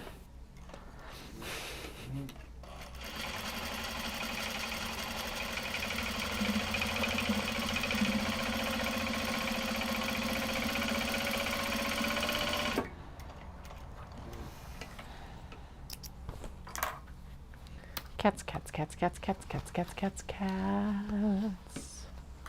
Cats, cats, cats, cats, cats, cats, cats, cats, cats. Okay, I gotta sew it from this side because there is a skip in the stuff, the lining. If I sew it this way, we're more likely to catch everything like we need to. Like that. Yay! Here we are. Yum, yum, yum, yum. Yum.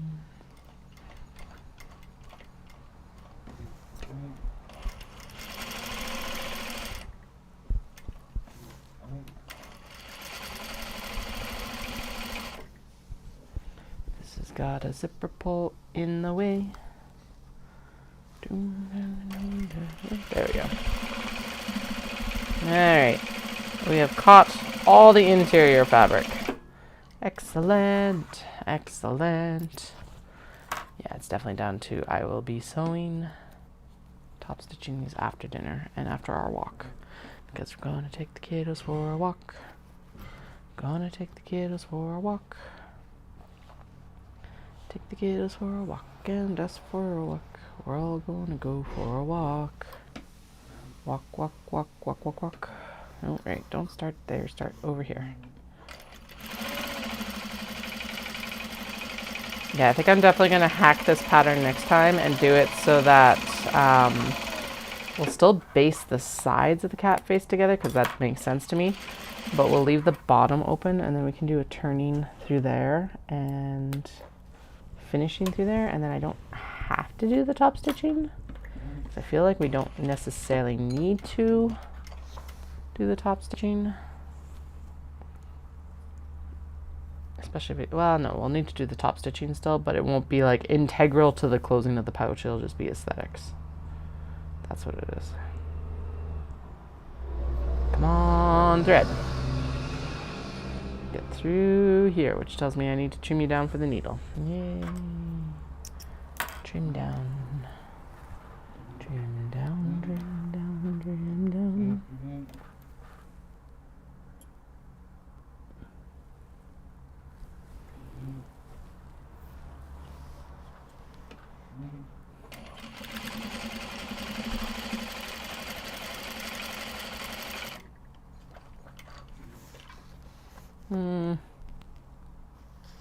Okay, that ear's very much not lined up. All right. I think we're good here now. There we go. There we go. There we go. Down.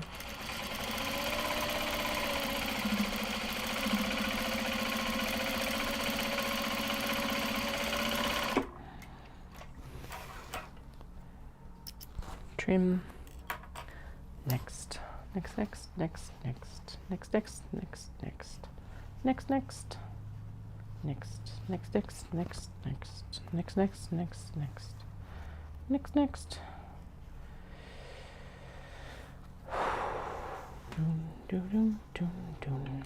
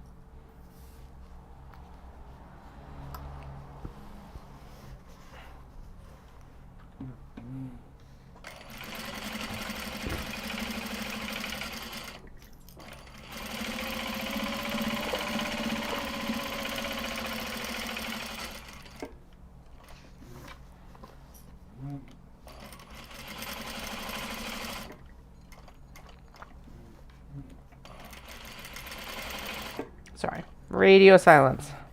Cat ears apparently take a lot of concentration, unless I mutter grumbling about them. So, anyway, these are coming together. Actually, considering how many curves there are, these are coming together very smoothly. We are out of bobbin thread. So I am actually pleased with that.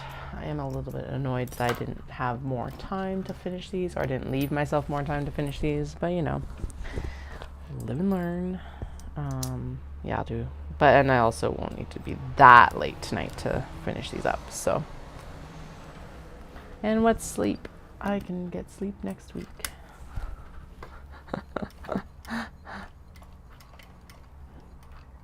Actually, the top stitching will probably only take me like an hour and a half, 2 hours maybe. If the kiddos are in bed around 7:45. That's not like I'll be in bed before 10, which is perfect.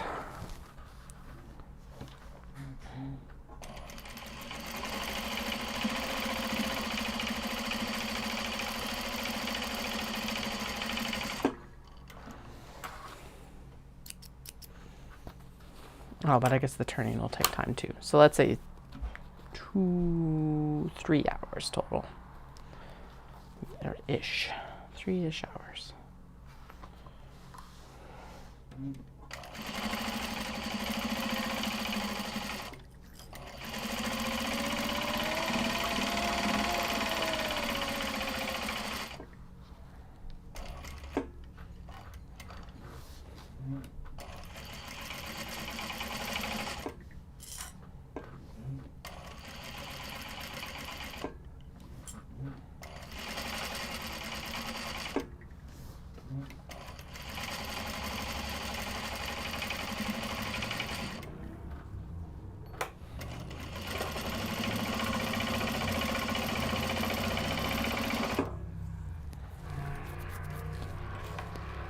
Doom, doom, doom, doom, doom. Doom, doom, doom, doom, doom.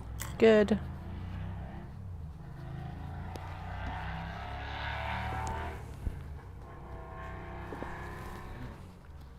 Ooh. Yeah, the kids go to bed, and then I take them upstairs and turn them on the deck. You're right, because then that would also fulfill the whole, like, even after our walk, the whole, I want to just be outside. Ah! Thank you. He will like that suggestion as well.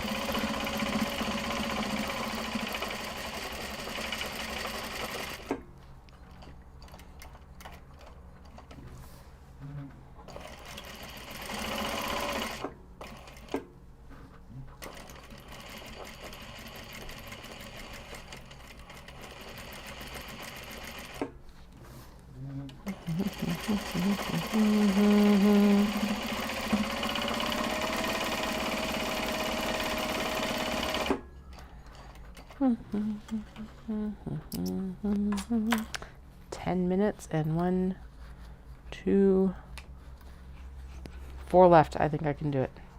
I think we're gonna get it done. Ha ha. Dun dun dun dun dun dun.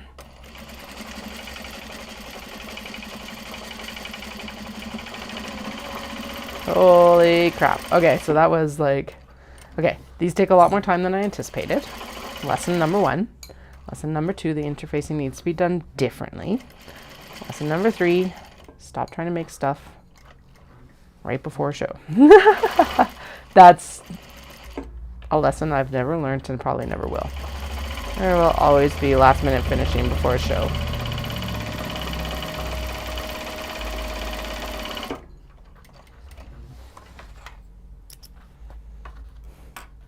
Did not kill myself on this prep either, so that's good too.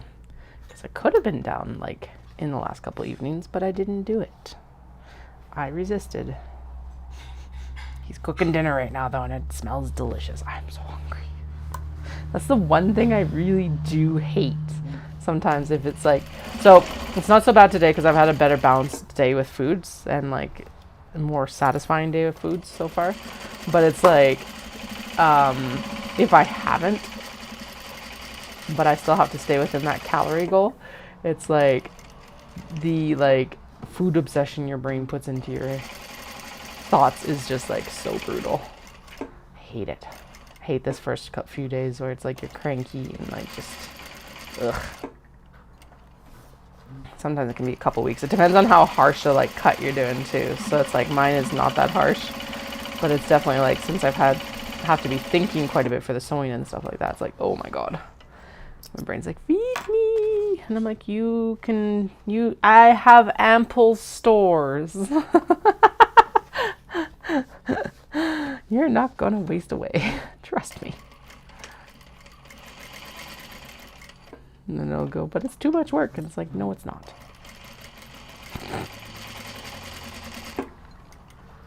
100%. You can totally hear it. Your brain arguing with like your stomach and your liver. Then it'll go and shake its fist at the liver and be like, give me that glycogen. And the liver will be like, no. I don't know why I pulled that clip. It just felt like the thing to do, and it was not. That was way too early. Okay, almost there.